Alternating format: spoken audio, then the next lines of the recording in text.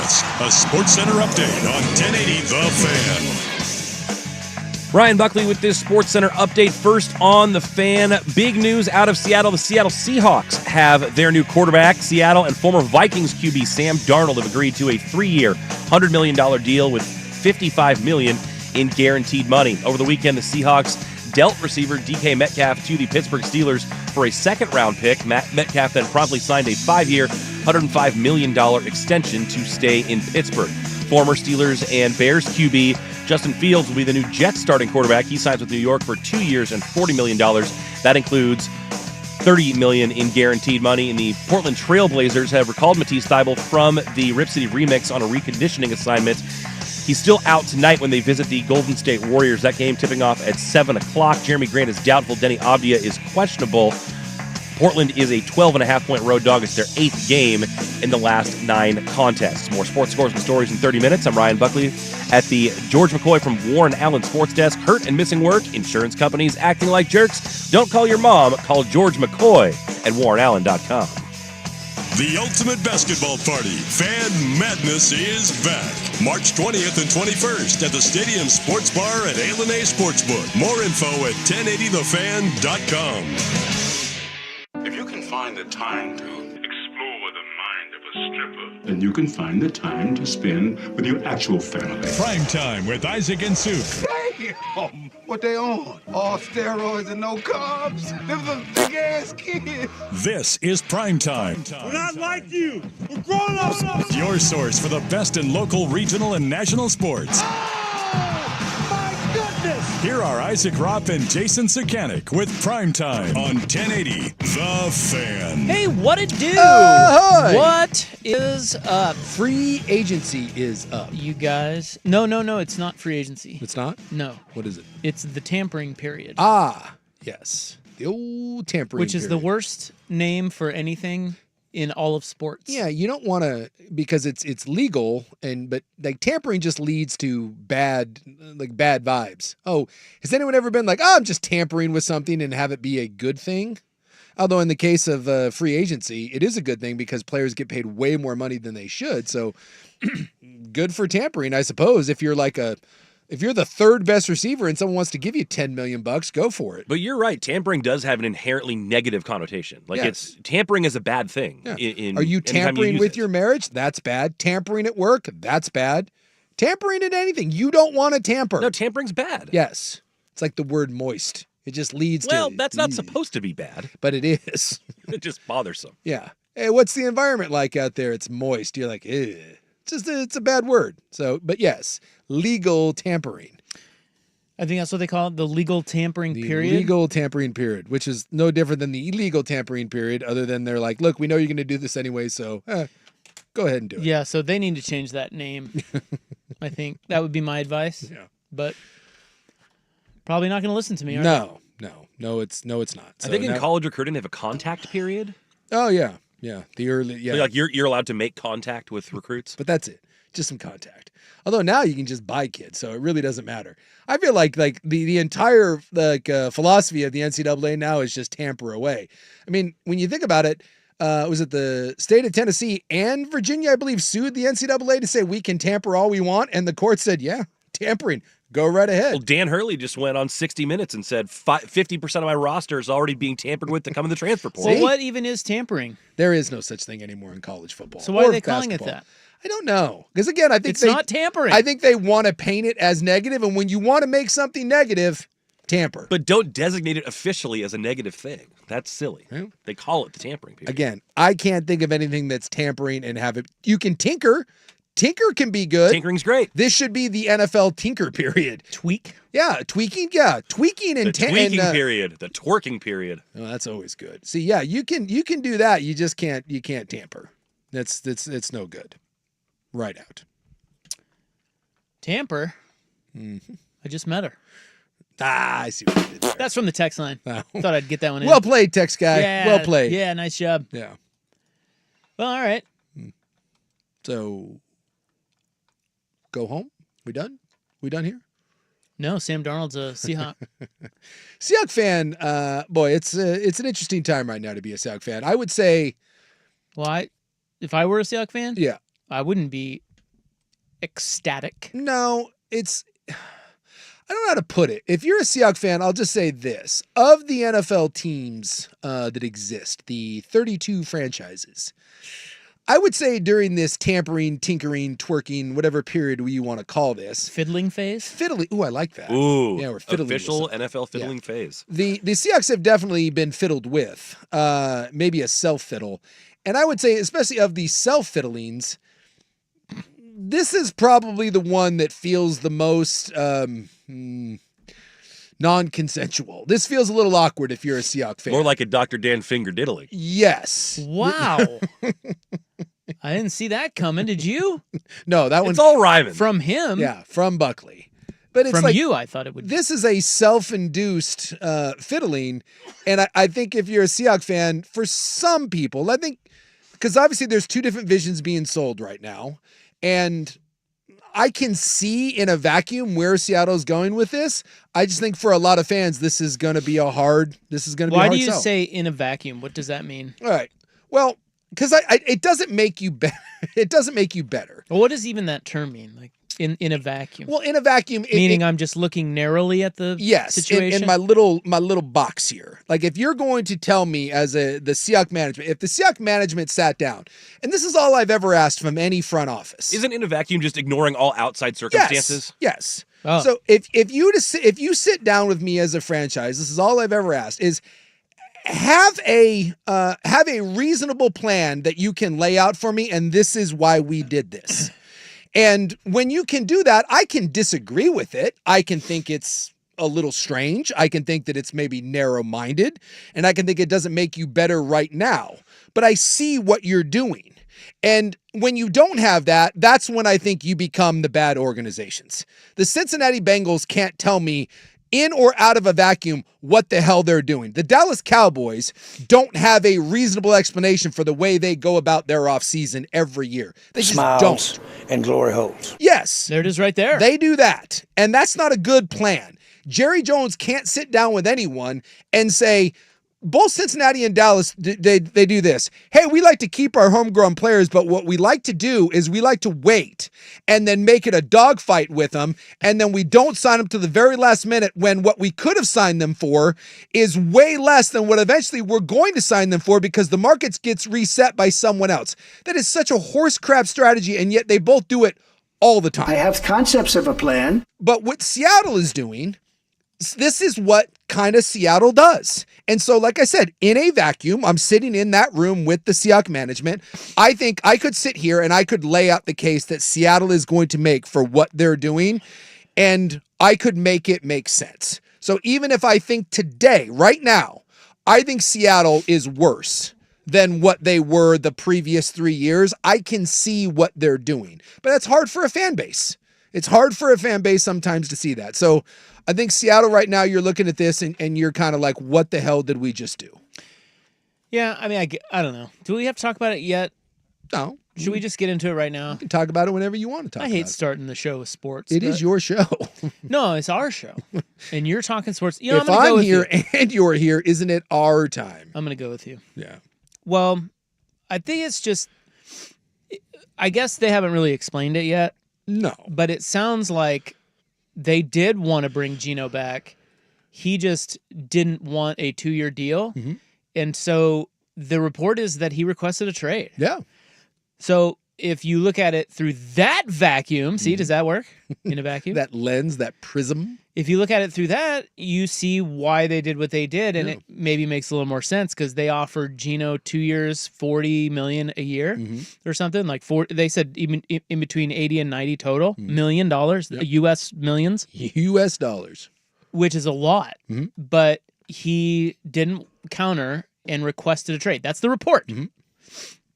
They have not confirmed that. Well, if that's the case, you trade him, you get a third. And then you just go sign Sam Darnold. You give him the extra year, that third year. Which is non-guaranteed anyways. You can move off of this after 2 years. It doesn't matter. And you pay him less than $40 a year. What's he getting, like $36 a year? So it's $9 million. Basically, the opportunity cost for this is you get a third-round pick and you save $9 million a year, and you go from Geno Smith to Sam Darnold. Yeah, and that, if you put it that way, it's fine. I think they're kind of the same quarterback in a sense that I don't really see that Sam Darnold is much of an upgrade over Geno. I actually think it's a downgrade. Wow. Okay, well, either way, Yeah. it can't be much of a downgrade if you think it's a downgrade. It's certainly not much of an upgrade. So it's just kind of linear, Yeah. and that is weird. People are like, "Well, why do that?" But I guess that's why is they wanted a stopgap for another year or two, and that's it. And now they've got Darnold for the stopgap for what, 2 years? And 2 like you said, years. that third year isn't And guaranteed, right? And we'll see where they go. The other thing about Seattle that you have to realize is that when you look at the history of John Schneider and you look at the history of Pete Carroll, and I know Pete's gone, but let's just take Seattle and John Schneider, right? Pete Carroll away. Let's take John Schneider. John Schneider during his tenure has never once signaled a rebuild. It is always a retool. Always. And he has no problem moving on from people. He had no problem moving on from the Legion of Boom. He had no problems moving on from Marshawn Lynch. He had no problems moving on from offensive linemen. He had no problems moving on from Russell Wilson, right? This is what Bobby Wagner, he has no problem saying that we are going to move on too early than too late. And he's never once said that we are just going to be bad and we're going to go out and we're going to tear this thing down to the studs. It's just not in his DNA. He is always trying to be competitive. So I think the frustrating part, if you're a Seahawks fan, is you're like, okay, so you didn't think that Geno Smith was good enough to get you over the hump, or certainly not enough for you to want to pay him, right? He was a bridge guy. So if that's the case, then why not tear this thing down a little bit and then try to take a step backwards to go up? Instead, you go in with Sam Darnold, who I do believe is a downgrade from Geno Smith. Sam Darnold went from the most, and this is where I'm going to be negative towards what Seattle did. Sam Darnold played in the most comfortable environment you can play last year in Minnesota. He was playing with a top 3 or 4 play caller in the league. He was playing behind a really good offensive line. He was playing in a dome. He has the best receiver in the league. He probably has the second or third best number 2 receiver in the league. He has an elite top 5 or 6 tight end, and he played in a scheme that was very, very quarterback friendly, like I said, with a really, really bright offensive mind. And there was a lot of success there. But it wasn't like this phenomenal, over the top. It was very Geno Smith-esque. And you're taking all of those things and you're basically removing them. You're putting him in an outdoor environment. You're putting him in a crappy offensive line, and maybe they address that. You're putting him behind a very unproven play caller in Clint Kubiak, with the exception of the 3 games he had in New Orleans to start last year. Not really sure. I mean, I like the concepts of what Clint Kubiak does, but you certainly can't say that guy's a top flight OC. He certainly hasn't proved it. You're dumping him into a place where you got rid of your number 1 and your number 2 receiver. You don't have an elite tight end, and you haven't figured out your run game. None of those things lead me to believe that the Sam Darnold, who is a pressure-sensitive quarterback, is going to be able to duplicate what he did in Minnesota. So from one standpoint, if you don't believe in Geno Smith and you don't think Geno's the guy there's part of me that just asks the question, then why didn't you just tear it down and take the bigger swing and instead going with what just feels like a Geno Smith but less expensive, or again a lesser version of Geno Smith that's going to be put in a worse situation than he was last year, which was the only good year he's ever had in the NFL. That's out of the vacuum where I look at that if I'm a Seahawks fan and be like, what are we doing? Well, if you put it that way, fire John Schneider. What the hell are we doing? But I mean, he would probably retort and say, well, you don't have to tear it down. Yeah. I've never, like you said, I've never had to tear it down. Nope. They won the Super Bowl in 2013. Yep. And since then, the fewest amount of games they've won is 7. Yeah. Every other season, it's been 9 or more. They don't tear down. They're in the ballpark. Yeah. Now, you could also, the flip side of that would be, well, what does 9 wins get you? What does 10-7 get you, which they were last year? Not a whole hell of a lot. Keeps your job, maybe? But at the same time, I think I would agree with Schneider, and I think he's proven that you don't have to tear it down to retool it. Yeah. To fiddle. Yeah. As it were. He and is that's a fiddler. That's what he's doing again. Yeah. The Darnold thing, now that I think the two things are separate from each other. I think you can, I don't know. I don't really get what they're doing at quarterback, but that doesn't mean I have to agree with it. Yeah. I mean, maybe it's better that you have Darnold and not a rookie, considering all the things you just laid out. Sure. maybe that's better for a couple of years, and it's a reasonably good contract, right? I mean, It's basically because as now quarterbacks now go. with the quarterback bump, right? Or not quarterback bump, the salary cap bump. This is essentially Baker Mayfield. This becomes, if you believe Sam Darnold is a if you believe he is a solid starting quarterback, and we're going to put him as a top 15 quarterback, which, by the way, he's done it for 1 year. But if you believe he's that guy, this is the friendliest contract of any, quote, starting quarterback in the NFL. As I was saying on Friday, I was probably dead wrong. It seems that they must like a rookie. Well, by the way, they must not like a rookie. I still think they might think also they like do? a rookie. Yeah, they're going to take a rookie. Especially if it's not one of the top Okay. dudes. Like, Well, then why are you see, that's where I don't get paying Sam Darnold $36 million a year if you really do have your eyes set on a rookie. because if he's a third or fourth he's rounder third or and he fourth flops, rounder. then Yes. you look like a bigger idiot. Well, he will. Well, but there's way cheaper than Darnold Yeah. than to But this is my point, and this is why back up a rookie. This is just where you sit in your risk averse sort of world. John Schneider has never been willing to say we are not going to be competitive. And I think if you draft Jackson Dart or you draft Tyler Shuck, whoever that is in the third round, you are basically telling the world, hey, we're probably not going to be competitive, and he won't do it. Well, but wait. But I'm willing to bet my hat that Seattle, third and fourth round, a quarterback will come off the board for Seattle. Okay. They'll have a bite at the apple. But this idea that we're not going to be competitive, or we want to be competitive, but yet we're going with Geno Smith and Sam Darnold. That's a little disingenuous. I get it; those guys can help you stay afloat, but they are not. And Schneider knows this. They are not getting you where you want to go. Probably not. So they're kind of talking out of both sides of their mouths. Yes. It's that as long as you have a bridge quarterback, yes, you may be competitive. Technically, that's right. But who cares about that? The question is what are you doing to put that quarterback piece in place? And that's why people look at Darnold and they go, and they did that with Geno Smith. And you could easily do that with somebody like, Justin Fields got $20 million today. Yeah. He's more mobile, than Darnold with that offensive. And I'm just saying there are so many guys. I would have rather done that. But that's just me. There are so many guys. If you're going to say Darnold at 36 or a lesser veteran at 10 to 20 to 25, there's probably 6 or 7 guys I can name and that's me. that I would rather do.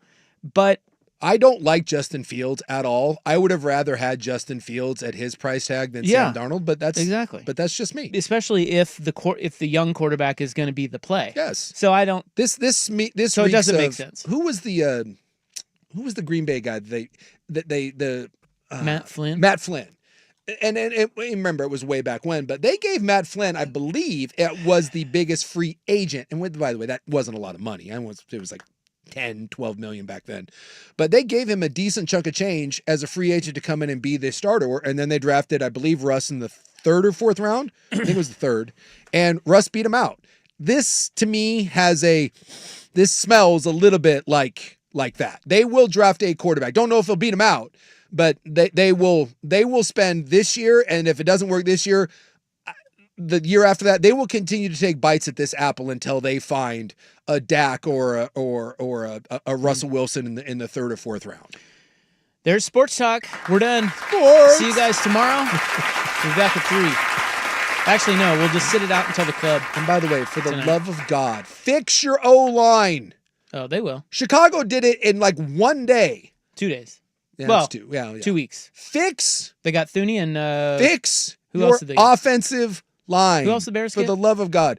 They got the kid out of What's his nuts? Did they get what's his? No, they got what's his nuts out of the Rams. That was they with didn't get Ben what's his- Johnson in Detroit. His name is Jackson. Jackson Dart. No, they did not get Jackson Dart. Who'd they go out and get? It's driving me nuts. It's on the tip of my tongue. He was in Detroit. They went out and got Jonah Jackson. Who? Jonah Jackson, who was in Detroit. He was the Rams' big free agent signee last year, got hurt, came back, wasn't the same, just didn't work out, but Ben Johnson's comfortable with him, and when he's healthy, he was a very nice player. All right.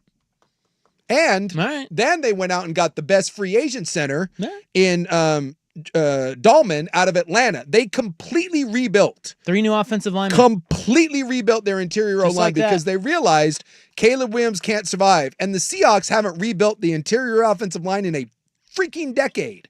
So I don't care who the quarterback is. Well, they tried. They drafted That. When they drafted Cross and what's his nuts? That was they tackle. tried. That was tackle. And, Well, I know, but offensive line. Yeah. They spend capital on it. They just can't.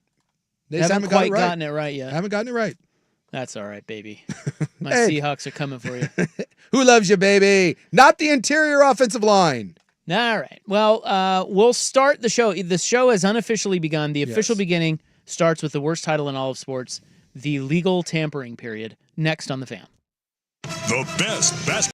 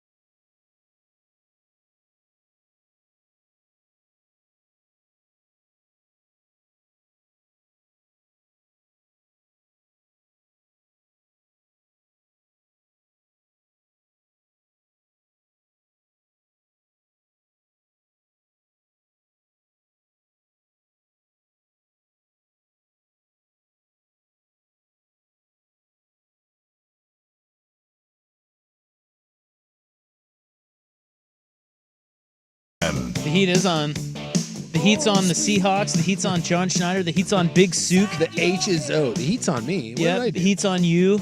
Huh? Your hot takes. Hot. Keeping that sweet $8 in our pants. The heat's on the Yankees. Did you see the late breaking news, sports news? In sports? What the hell do the Yankees do now? This is breaking news. Their whole roster's falling apart. Oh, the Garrett Cole thing? Garrett Cole, Tommy John surgery. It's official. He is out. But that was like a couple days ago. They basically, anytime someone goes in with the dreaded, elbow pain. We're going to get a second opinion. that's Chances are the usually- first opinion's really bad. Yeah, it's usually not like this. Hey, that first doctor you saw is a damn idiot. No, he done. So they'll probably trade for Jacob deGrom in 2 months. Well, then his arm will literally fall off. So And then they'll trade for Shane McClanahan in 3 months. it's not good though. It's not good for And then they'll trade for Cole. who else is out there? I don't know who else is out there. I You get mean, one of the they'll- Dodgers' 17 starters. Oh, Dodgers aren't trading those guys. Who's the? Is it? They'll get an What's the ace. Japanese guy that came over? Sadahara O. No. He never came over, did he? What? What? You said who's the Japanese guy that came over? You said Sadahara. Did he just No. stay in Japan? I think he was hitting bombs in Japan the whole time. That's what I'm saying. He didn't come over. No, I was guy, joking, of course. the guy that the Dodgers just went and got. Senga. Kodai Senga. No, that would be the New York Mets. Uh, What is the Dodgers? Ichiro Suzuki. I hate you so much, mainly because you don't know, and so now It's you're not the also- Yoshinobu Yamamoto, right? No, he was here last year. No, it it's was the here last year. Sasaki. I think his Sasaki. name is Sasaki. Roki Sasaki? Yeah. Roki Sasaki. Did Yeah, you that see guy. some of his stuff in the preseason? I don't care. Oh my god! I was watching some highlights of that dude. My word! And So you're saying he's good? yeah, and I know that's just that spring training, but dude, some of his stuff is absolutely filthy. Great. This just in, Dodgers probably going to be pretty good. Screw the Dodgers. Screw the Yankees. Screw you! Don't Screw screw the 'em all. Mets. Hey, I'm excited. Let's Yeah, go. you guys have somehow managed, even though you have a bigger payroll than both of those teams, Yeah. you've somehow managed to become the little engine that could. I know it's fantastic. We have like one of the richest owners in sports, and he's willing to spend, and yet like somehow they don't get labeled as like an evil empire. Well, we haven't won since 1986, so that kind of helps. So the Yankees now have Max Fried. They did get him in free agency from the Braves. Or, I mean, he last pitched for the Braves. Yeah. They have Rodon still, who kind of sucks. And they have Stroman and Clark Schmidt. That's where the Yankees are. So they're gonna probably have to make a trade. Probably. And at some he got hurt the other day, so they're probably gonna have to make a trade. Which probably means, I know who they'll get. They'll get Cole Reagans from my Royals. Oh, there you go. I guarantee you that something like that will happen. Makes sense. Well, either way, it makes me. I can't say I'm happy that Garrett Cole's hurt because I don't wish for injury, but I am. I kind of enjoy the fact that the Yankees are just kind of moving to just go over there. Second class citizens there in New York. Get. Here come the Mets. Yeah, you shove them into a corner until That's they right. pull off the big trade, and all of a sudden whip your ass. Yeah, we can outspend just because them. they're the Yankees. They can. We can outspend them now. That's fine. There's only one team in New York that matters, and it's not the Yankees. I hate the Yankees so much. Well, who doesn't? All right. Well, what were we doing? Oh, the Seahawks have a new quarterback today. Yeah, I was yelling about interior offensive lines and how the Bears finally addressed it, and the Seahawks haven't done it in a decade. The Seahawks have Sam Darnold now. 3 years, $100.5 million US. Get out of this thing after a year or two, whatever. Just remember, I think he's gonna suck. But don't pay any attention to the numbers that get thrown out there. Pay attention to the guaranteed money. Pay attention to the years. And the way teams view dead money now, it used to be that dead cap money was like, oh my God. Dude, that thing gets kicked down the road so often. They're like, fine. You could. they're like the Yankees and Dodgers. With exactly elbow injuries. We'll just find another guy. We'll just rip off somebody else. Yeah, it's like, It's like the Lakers. Let's just get Luka out of So, nowhere. If the Darnold thing doesn't work out, or if they can move on for him in a year or two, so whatever. It's the definition of a stopgap. And then if he turns out to be something, you re-sign him. It's the friendliest starting quarterback deal in all of football right now, not on a rookie deal. And if I guess it is, isn't it? Because It is. Geno got more. Huh? Geno got more, Baker's is more, although as a percentage of the cap, because the cap goes up, it's basically the Baker Mayfield deal. It is. Now, Baker, I would much rather have over Sam Darnold, but Now is Fields going to start for the Jets? yeah, Fields will start for the Okay, Jets. well that's the friendliest Yeah, starting quarterback. He got Fields- 2 years, $40 million. Fields has never been a starter, though. Like, Well, yeah, he has. well, How about this? Fields has never had a year talking where you're like, that's my starting quarterback. Darnold has had at least one. Darnold won 14 games last year. Justin Fields has never done anything to prove that he is a starting quarterback. Justin Fields is a reclamation project. He's what Sam Darnold was last year. He's what Geno Smith was 3 years ago. So of guys that have at least shown me for a year they can be a starting quarterback, the Sam Darnold deal is the friendliest deal in the NFL. But you do have to now take into consideration, again, the only time that he was ever successful at all in the NFL was indoors with arguably the two best, well, probably the second best receiving combo this side of Cincinnati, with an all-pro tight end, a top 12 offensive line, and a top 3 or 4 play caller in the league. And none of those things exist in Seattle. I'll continue with my very provocative Seahawks offseason opinions. I do one a year. Last year I missed because I said that Geno would be benched for Sam Howell by week 6. Yeah. That was not. No. That did not come to fruition. Nope. So I was wrong. Nope. So I'm now 7-1. No. Strong no. In my super hot Seahawks offseason opinions. And it is hot. I hit 7 in a row before that, as you know. Yes. So this one will be Sam Darnold will be benched by week 8. I like it. It's a bold claim. That's my new hot Seahawks opinion. And you heard it here first. I like the idea. My bold claim will be that Seattle in the 3rd round will draft a quarterback. Jackson Dart or Tyler Shuck, one of those guys, someone like that will be coming to Seattle with the 3rd pick, and it will be a competition. Sam Darnold will not be handed this job. Here's one. Somebody texted in, Pirates fan here. Don't even think of trading Paul Skeens. There's another one. I bet you the Yankees get Paul Skeens by July. And I'm just joking. The Pirates will go, oh, and look how much we got back in return. And their fans will go, we don't care. Yeah, they'll be like, well, we weren't going to be able to afford to pay him, so we got a couple of these young picks. They will burn PNC Park to the ground. Yeah, they're not trading Skeens. No. But that's the kind of thing the Yankees will.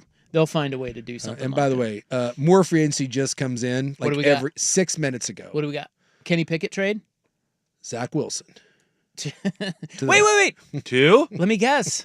I want to guess. Do you want to guess, Buck? Yeah. I'll guess. Zach Wilson is going to go to the Raiders. I was going to say Zach Wilson to the Saints. The Miami Dolphins. Oh. Whoa. Zach Wilson is getting $6 million fully guaranteed to go to Miami and kick rocks. Well, once Tua takes another hit, then it'll be his job, right? That could grow to $10 million. It is good right now. I'll tell you right now. It is good to be a backup quarterback, and it is good to be the 3rd or 4th receiver on a team. Because if you are a even serviceable, if you are Josh Palmer and you can just go out and stand somewhere around the hash mark and not embarrass your team, $10 million. And you don't even have to be good. You can be just an absolute dog crap quarterback, but they have to pay a backup $6 million. It is good to be a 3rd or 4th receiver, and it's good to be a backup quarterback in this league. And he gets to go down to live in Miami. Yeah.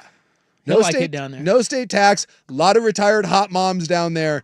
It's good to be Zach Wilson right now. They gave that dude $6 million. Gosh almighty. All right. I did allude to the big Kenny Pickett news. Yes, that is true. Which we will get to. Yeah. One last thing on the Seahawks. You do have to give them credit for one thing. You know, they punted on Geno and DK. Yeah. And they got a 2nd, a 3rd, and they don't have to pay DK an exorbitant salary. Here's my other hot take. So those are pretty good. I mean, it's a decent return. It's a decent return for those two guys. Within a year, that DK Metcalf trade will age like moldy bread.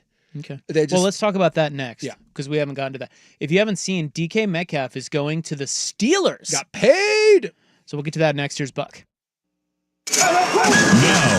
Now, from the George McCoy at Warren Allen Sports Desk, a Sports Center update on 1080 The Fan. Brought to you by Crunch Fitness. Memberships as low as $9.99 per month. Find your Crunch time in Portland, Vancouver, and online at crunch.com. First on the Fan, the Seahawks have their new starting quarterback. Seattle and former Vikings quarterback Sam Darnold have agreed on a 3-year, $100 million deal. with $55 million in guaranteed money. Over the weekend, the Seahawks dealt receiver DK Metcalf to the Pittsburgh Steelers for a second-round pick. Metcalf then promptly signed a 5-year, $105 million contract extension to stay in Pittsburgh. Former Steelers and Bears QB Justin Fields will be the Jets' new starting quarterback. He signs with New York for 2 years and $40 million. That includes $30 million in guaranteed money. The Portland Trail Blazers have recalled Matisse Thybulle to the roster after a reconditioning assignment with the Rip City Remix. He is out tonight, though, as they take on the Golden State Warriors in the Bay Area. Robert Williams and DeAndre Ayton also out. Jeremy Grant is doubtful. Denny Avdia is questionable. Tip-off for that one at 7 o'clock. The Blazers are 12.5-point road dogs. And in Major League Baseball, some breaking news within the last hour. Yankees starting pitcher Garrett Cole missed the entire 2025 season as he undergoes Tommy John surgery. More sports scores and stories in 30 minutes. I'm Ryan Buckley at the George McCoy from Warren Allen Sports Desk. Hurt and missing work, insurance companies acting like jerks. Don't call your mom. Call George McCoy at warrenallen.com. This is your home for year-round NFL coverage. The Odyssey app and Portland's sports leader, 1080 The Fan. When it's more than just your lawn, it deserves the Kubota Z400. Get a head-turning offer on class-leading speed, agility, simple deck height adjustments, and a quality cut. When you need comfort and performance, then you need the professional-grade Kubota Z400. Right now, bring home select Kubota equipment for 0 down, 0.99% APR for up to 36 months. But now through June 30th, see us or go to KubotaUSA.com for full disclaimer.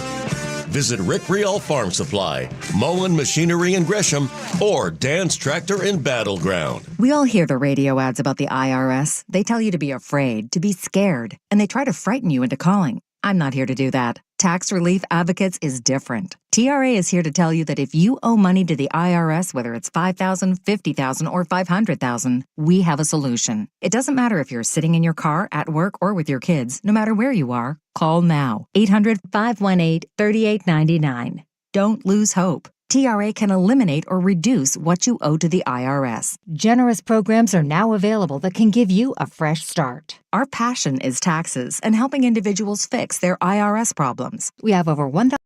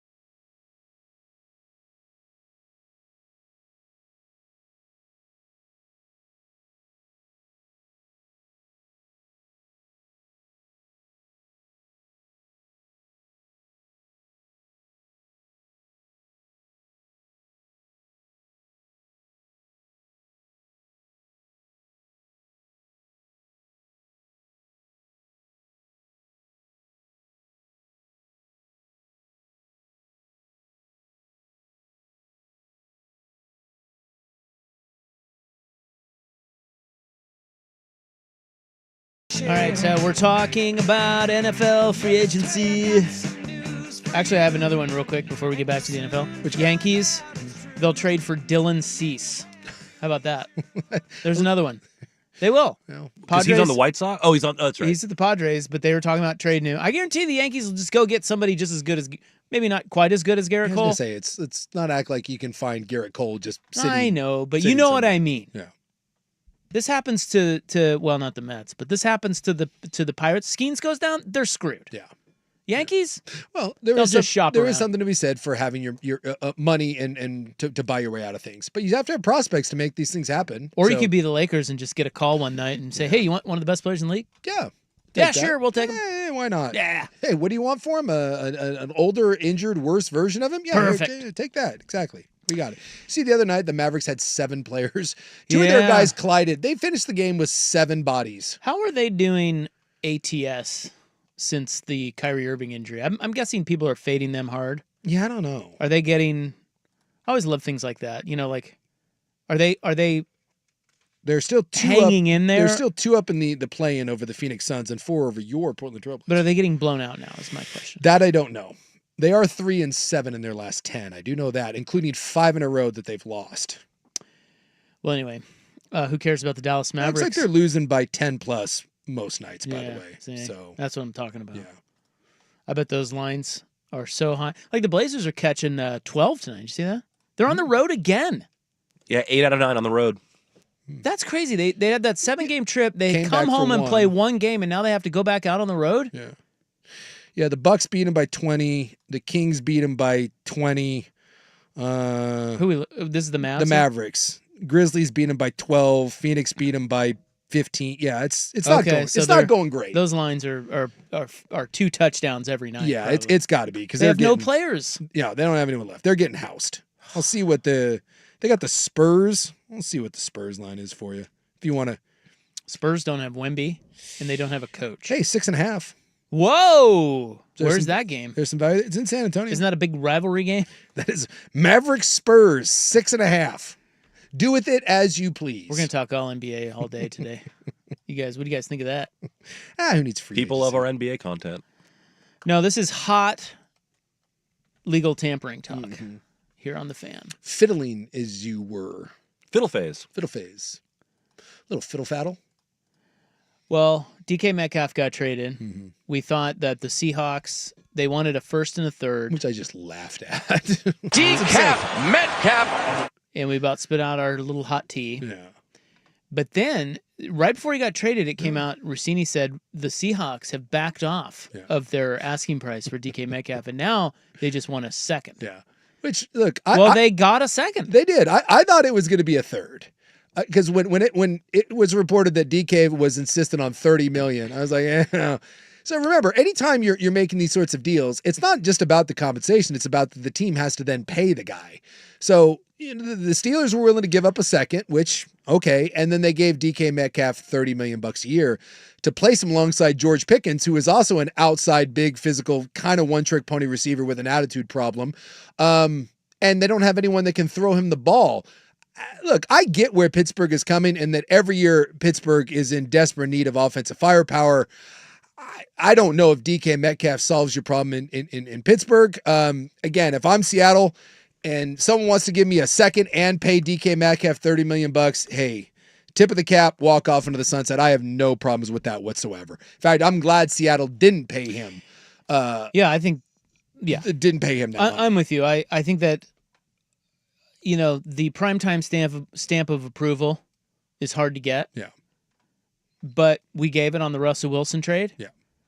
And we gave it on the Geno Smith trade, and we'll give it on the DK Metcalf trade. I see what they're doing. Yeah, this is one thing that John Schneider, if you look over his tenure, he has not been afraid to move on from players. And the Steelers, I don't really get what smacks of desperation. Well, they're usually not that type of franchise. No. That's the thing about them is it's very out of character for the Steelers because now they're talking about Aaron Rodgers. Let me also say this real quick. I want nothing more than Aaron Rodgers to Pittsburgh to happen. Why? Relax. I think he'd look cool in a Steelers uniform. Aaron Rodgers is a little bitch. This is what I want more than anything else. because when you bring in Aaron Rodgers, you are bringing in a little bit of that that reality show circus volatile sort of mix, right? And Aaron Rodgers asks one thing of his receivers and one thing only: to be where you're supposed to be when you're supposed to be. And if you are not, that man will freak the blank out on you, and has gone as far as to try to get people benched and or cut for not being where they're supposed to be. Would you care to guess what George Pickens and DK Metcalf do worse than just about any other quality receiver in the NFL? Be where they're supposed to be.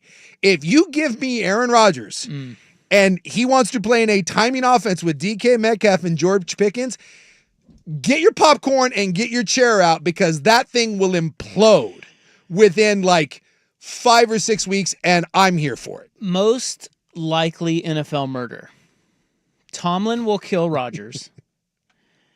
Rodgers will kill Metcalf. Rodgers will kill Pickens. Tomlin will kill Metcalf. Or Metcalf will kill Rodgers. Metcalf kills Rodgers. Can I also throw in Metcalf and Pickens kill each other? That's a good one.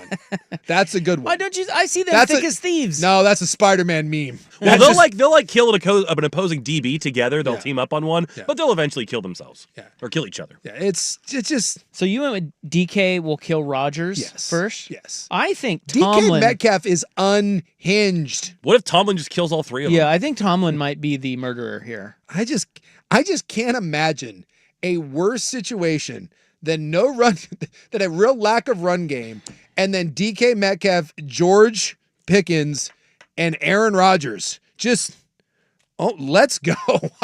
I'm here for it. Sign me up. Let's do it. But this smells of desperation. And look, I guess I get it from the standpoint of anytime you're dealing in free agency, or anytime you're dealing in these sorts of trades, you have to pay sticker plus, right? You're not paying MSRP. You're just not. The car is in demand, and there was no, and I mean no, good receiver in free agents. Not a single one of these guys in free agency makes a damn bit of difference.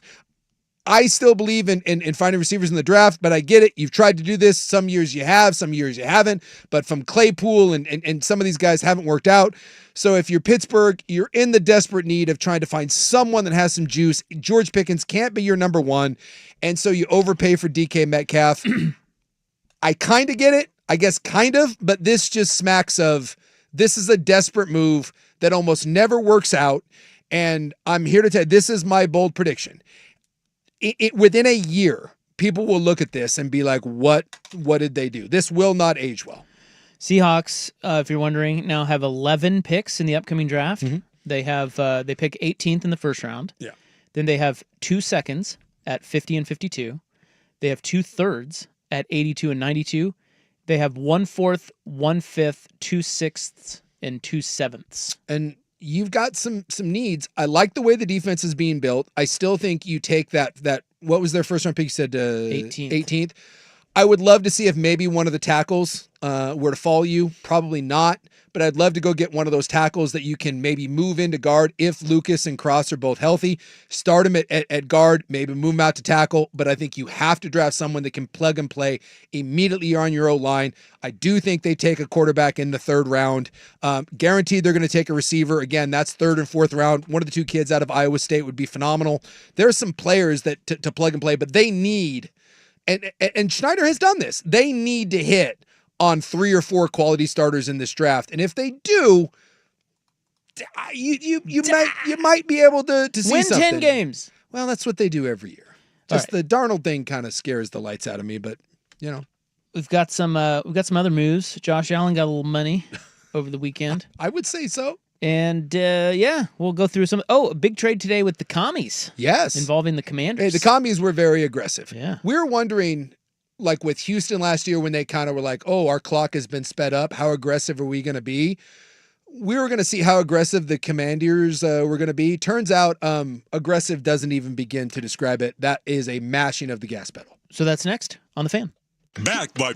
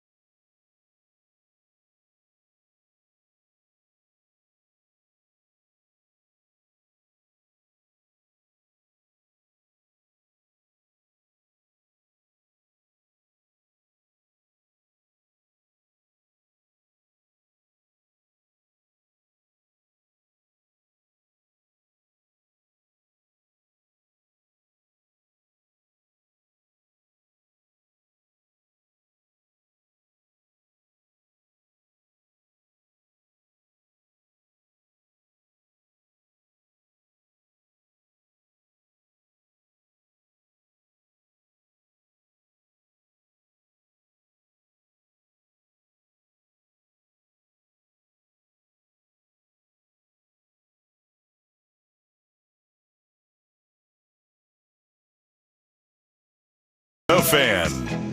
Well, the richest guy over the weekend, or the guy that became the richest, was not Ryan Buckley in his sports bets. No. Although maybe it was. That's never going to be the case.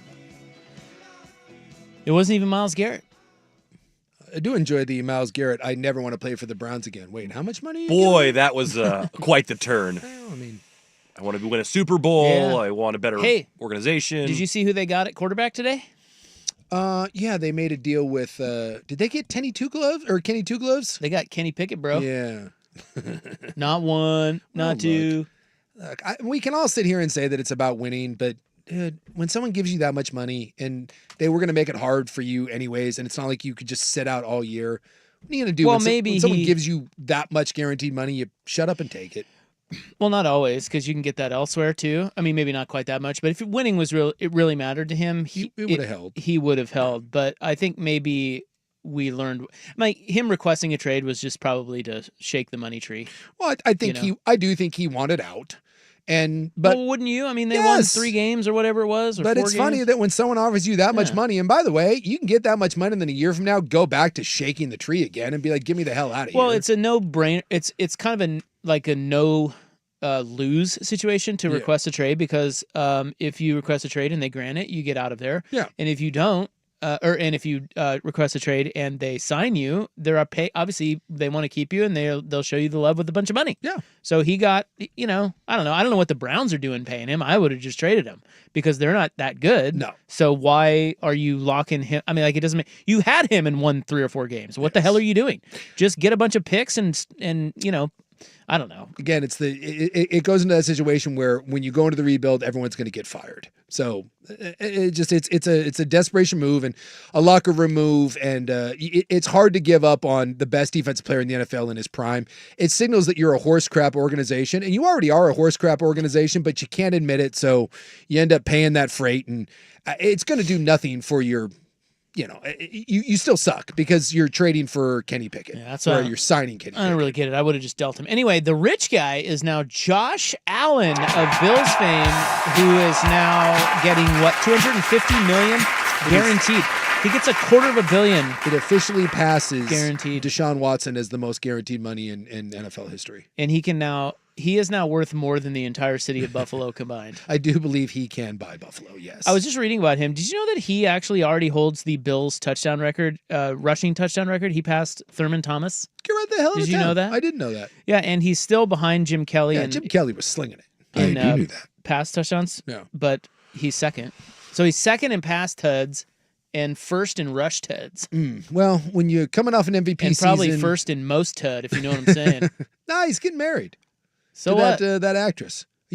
Actress. Yeah, Haley Steinfeld. Steinfeld, I believe. Yeah, but come on, don't act like Josh Allen hasn't gotten his share of Buffalo Tuddy. No, Wyoming Tud. He's out visiting kids in hospitals. He would Boy, never. you want to talk about that? That's a good-looking guy. But he was having to sling it at Wyoming. He went from Central Valley farmland California Yeah. to Wyoming to Buffalo. Yeah. That is rough. It's a rough go of it. God. It's in a tropical location for him one time. Yeah, spend some off seasons in Miami. Get on that Tyreek Hill plan, Joshy. Come on. Well, he gets. He's already got. He had 4 years, $140 million left on his current deal. Yeah. So they gave him $330 million over, I think, 6 year, another 6-year extension. And again, they can it's about the structure of it and kind of moving money around. When you have a quarterback that you know is going to be there, you can play around with the monies to free some stuff up. And you'll see this now. They'll do this with Pat Mahomes. Dak Prescott. Dak was scheduled to have a cap hit of $80 million this year. Yeah, they restructured that. Yeah, so this is one of those that when you have someone signed through 2031, the amount of times that you're going to restructure and move and convert stuff into bonuses, this is how you kick things down the road. And this is what good organizations do, and cheap ass like the Cincinnati Bengals don't, because realize that the owners in Buffalo now have to put they have to write a check for $250 million and put it in escrow. And this is why some teams are rich and some teams are poor. Well, I guess flip that. This is why some teams can operate it this way and some teams can't, because certain teams aren't willing to write checks for, I don't care how rich you are, unless you're one of the Waltons, I'm guessing that's a tough check to write. 250 mil? You just peel off and you're like, eh. But that's how good teams kick money down the road and free up space to go get other players. Okay, so I have an exercise for you coming up next. Okay. And it is the next 2 or 3 quarterbacks that are due monies, U.S. monies. I have the projections for their contracts, and I want to see if you can match. It's going to be absurd. The player to the contract. It's insane.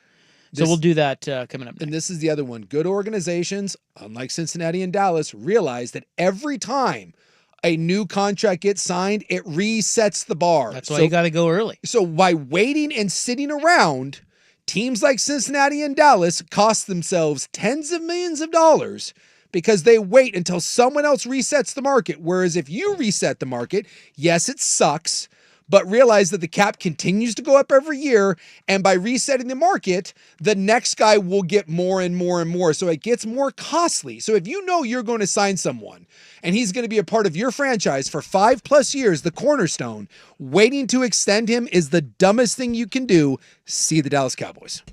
All right, we'll be right back. Stockwatch next hour as well on The Fan.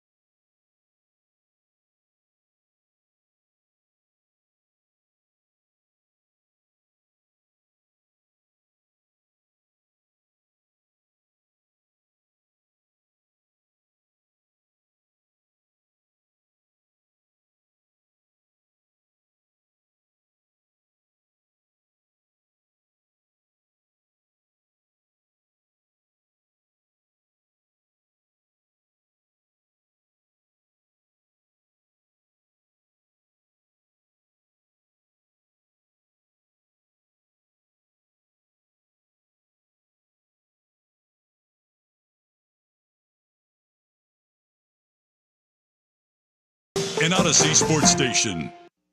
Now, from the George McCoy at Warren Allen Sports Desk, a Sports Center update on 1080 The Fan. Ryan Buckley with this Sports Center update. First on The Fan, the Seattle Seahawks have their new quarterback. Seattle and former Vikings quarterback Sam Darnold agreeing on a 3-year, $100 million deal with $55 million in guaranteed money. Over the weekend, the Seahawks also dealt receiver DK Metcalf to the Pittsburgh Steelers for a second-round pick. Metcalf then promptly signed a 5-year extension with Pittsburgh. Former Steelers QB and Bears quarterback Justin Fields will be the new Jets quarterback. He signed a 2-year, $40 million deal with New York. The Portland Trailblazers back in action tonight. Their 8th road game of the last 9 contests. They are in Golden State, taking on the Warriors. They are 12.5-point road dogs. More sports scores and stories in 30 minutes. I'm Ryan Buckley at the George McCoy from Warren Allen Sports Desk. Hurt and missing work, insurance companies acting like jerks. Don't call your mom. Call George McCoy at warrenallen.com.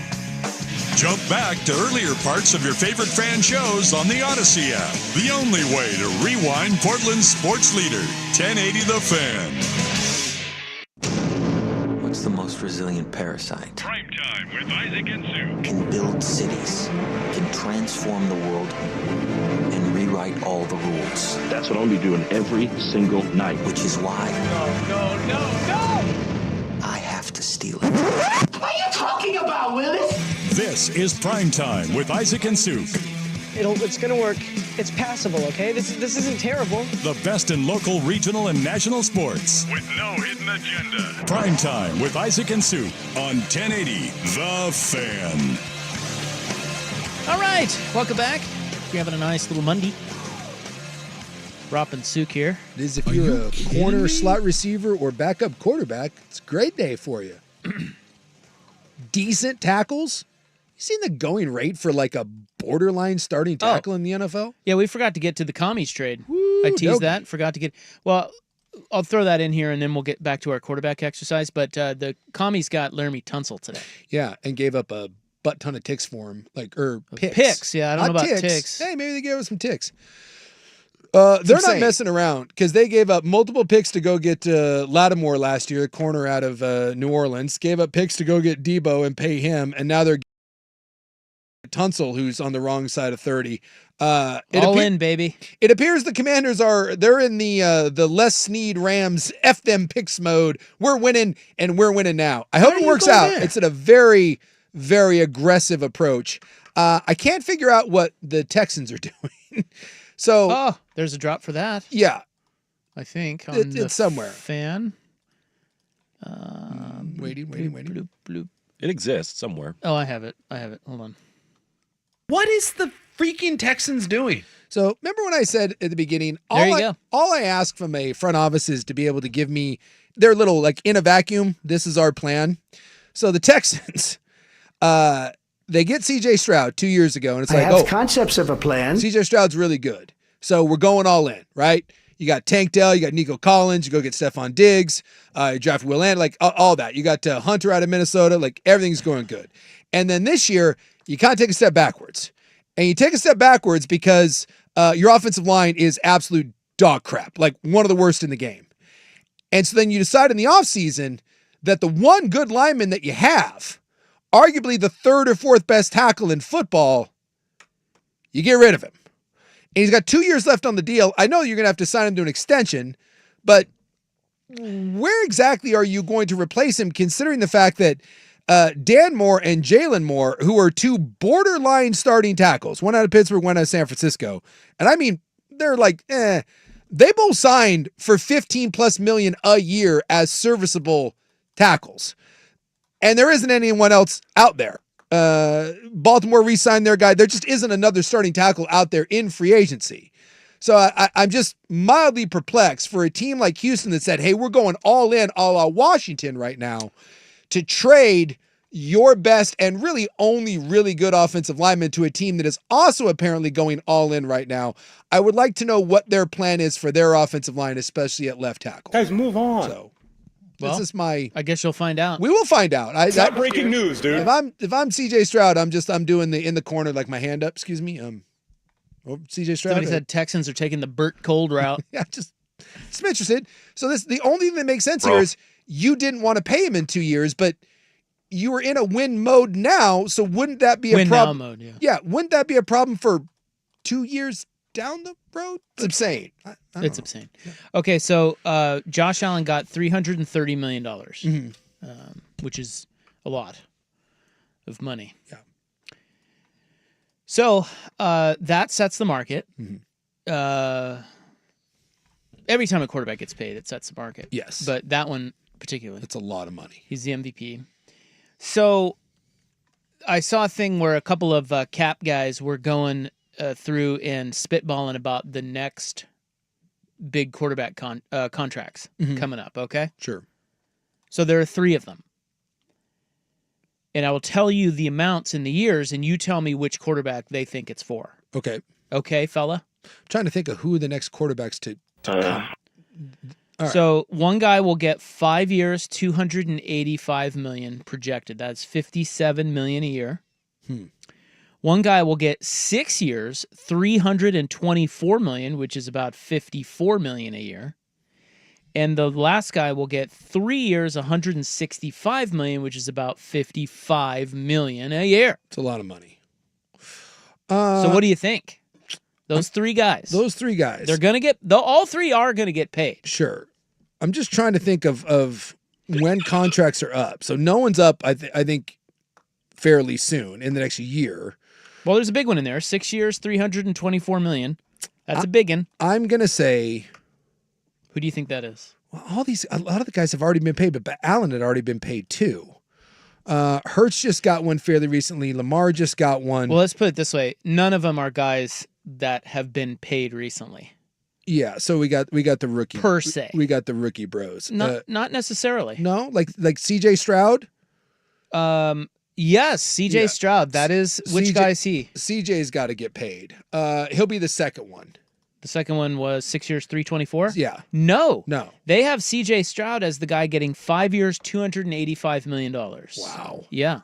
That's pretty good. That's good. For him. I mean, like, yes. That seems worth it. That does seem, I mean, you got to pay him. You got to pay him. And the salaries are just going to go up as a percentage of the cap. And remember, yes, as the money goes up, just look, it's percentage of the cap, because as the cap goes up, the money goes up. So CJ will get paid. I'm trying to think of other rookies that are going to pay. Well, Daniels will get paid, but he's still got 4 years left of being cheap. I will tell you right now, neither are rookies. Although, let me look at one guy's deal here. 1 sec. Searching. That's what we call a sack lunch. Yeah, I guess one of them is on their rookie deal. I was going to say, the only way that these guys can, it has to be dudes that are on their rookie deal. One is, one isn't.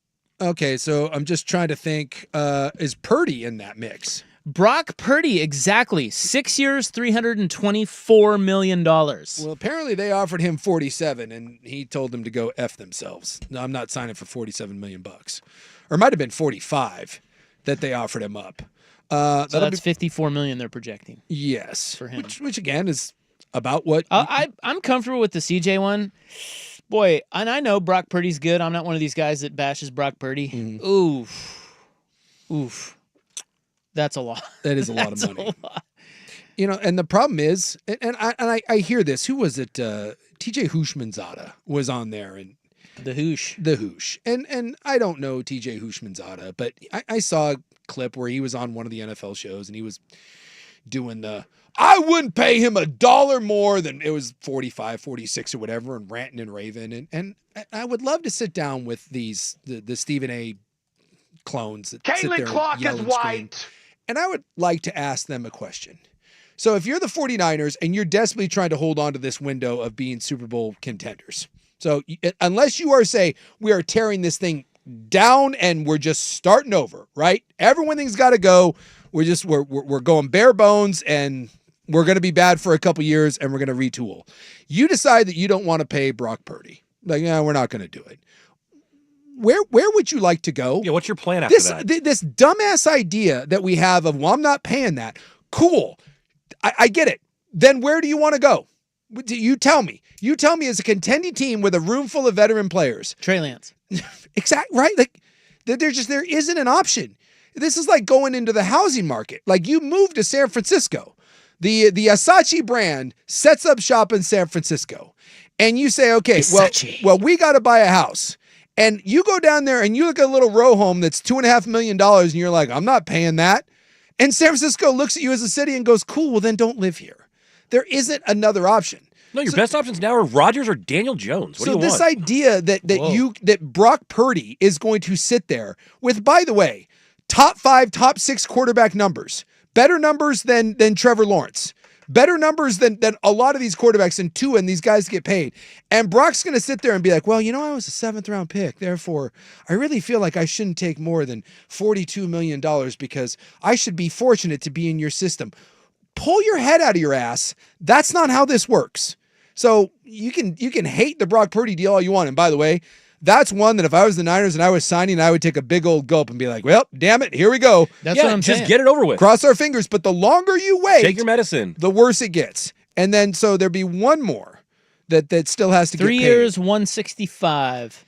Okay, so that's not bad. $55 million a year. But it's only 3 years, so it's not a huge. No, it's not a huge. But you said so it wouldn't be a rookie, so it wouldn't be Caleb, it wouldn't be Drake May. Not a rookie.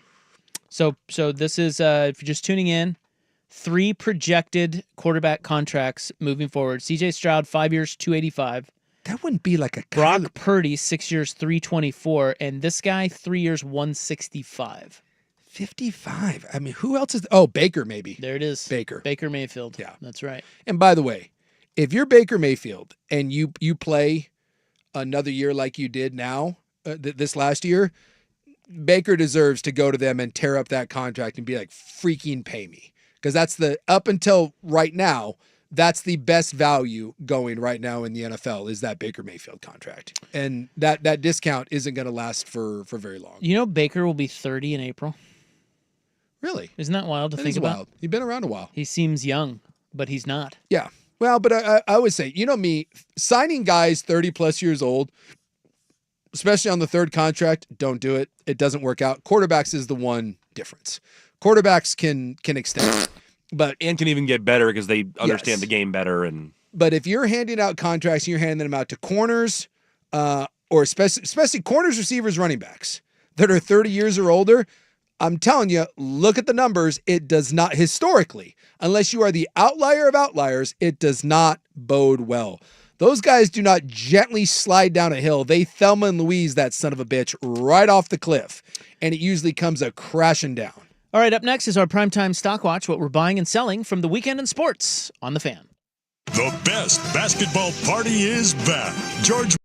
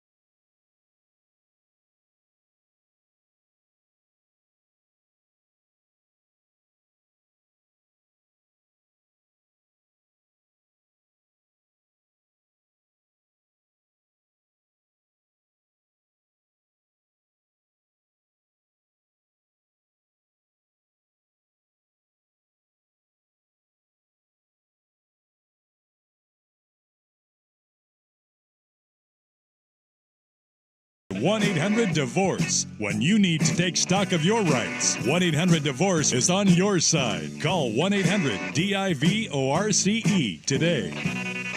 Yeah, she's driving you nuts. It's time to cut bait. She's aloof, you know what. What? She's an aloof, you know. Oh. What? Where I is see it? what you mean. She is an aloof bitch. Hey, Time to cut bait. Gotta do what you gotta do out there. 1-800-DIVORCE. Yeah. All right, here's Buck with our Stack Watch. Well, let's start with a little Seahawks. Free agency and transactions. John Schneider, this is before the Sam Darnold signing. This was after the Seahawks traded DK Metcalf and what he had to say about their plan or their vision going forward. Yeah, here we go. I mean, you always have to do the thing to understand here is that, our responsibility to, Jody Allen, the 12s, first and foremost is doing what's absolutely best for the organization. A, and then B, what's best for the player. Hopefully, both those things merge and it's an ideal situation. Sometimes that happens, sometimes it doesn't. Hopefully in this situation it does, and that would be great. But worst case scenario, I mean, we have a amazing, explosive, powerful athlete playing receiver for us again in 2025. So we'll see where this goes. I would like to point out something totally random about that. You know that SNL bit with Fred Armisen where he's like the movie reviewer guy? Oh, yeah. And he never says anything. I know of what you speak. He's just word salad over like, well, the thing about this movie that I think I didn't like, and but the play was, that's what John Snyder did there. A little bit, yeah. For the first 30 seconds, 20 there's seconds nothing that gets accomplished. Can you play it again and take note? When do we actually get any information? Well, it starts when he says Jody Allen. Okay, so take note of how many words he says before he says Jody Allen. Yeah, here we go. I mean, you always have to do the thing to understand here is that, our responsibility to, Jody Allen, the 12s, first and foremost is doing what's absolutely best for the organization. A, and then B, what's best for the player. Hopefully, both those things merge and it's an the thing that's best here, what you really got to think about it on weekends and if you ever even weekdays too. If you ever want to know if someone's full of S, just that. He's searching for. Your wife caught you doing something, or someone caught you doing something you're not supposed to do, and they got the "What the hell are you doing?" And that's you got to stall for some time. Spin your wheels for like 15 seconds to gather your thoughts. That's right. He doesn't know what to say, so he is saying all of those things so that he can find some bullshit in his head to spit. Like your best like platonic lady friend just caught you like digging through her underwear drawer. Are you digging through my pant? Am I digging through your panties? Well, what you need to understand first and foremost is there's a lot of drawers in this room. The thing to understand here, It reminds me of an Office bit where Steve Carell's interviewing for like an upper management position, and he's like, my philosophy in business, you do not, under any circumstances, ever, and I mean ever, sacrifice what I would say is the most important. And then it cuts to his interview, and he's like, sometimes I start a sentence, I don't even know where it's going. That's what that is. Okay, so now here we go. Buy or sell that John Schneider has done well in his return for what he's received back for both Geno Smith and for DK Metcalf. Two-pronged buy and sell, and buy or sell, you see his vision for the current roster. Okay, yes and yes, but there's caveats. The first part, yes. I think what you got in return for DK Metcalf, no one was giving you a first. I really thought that for if DK really wanted $30 million, I thought it was going to be a third.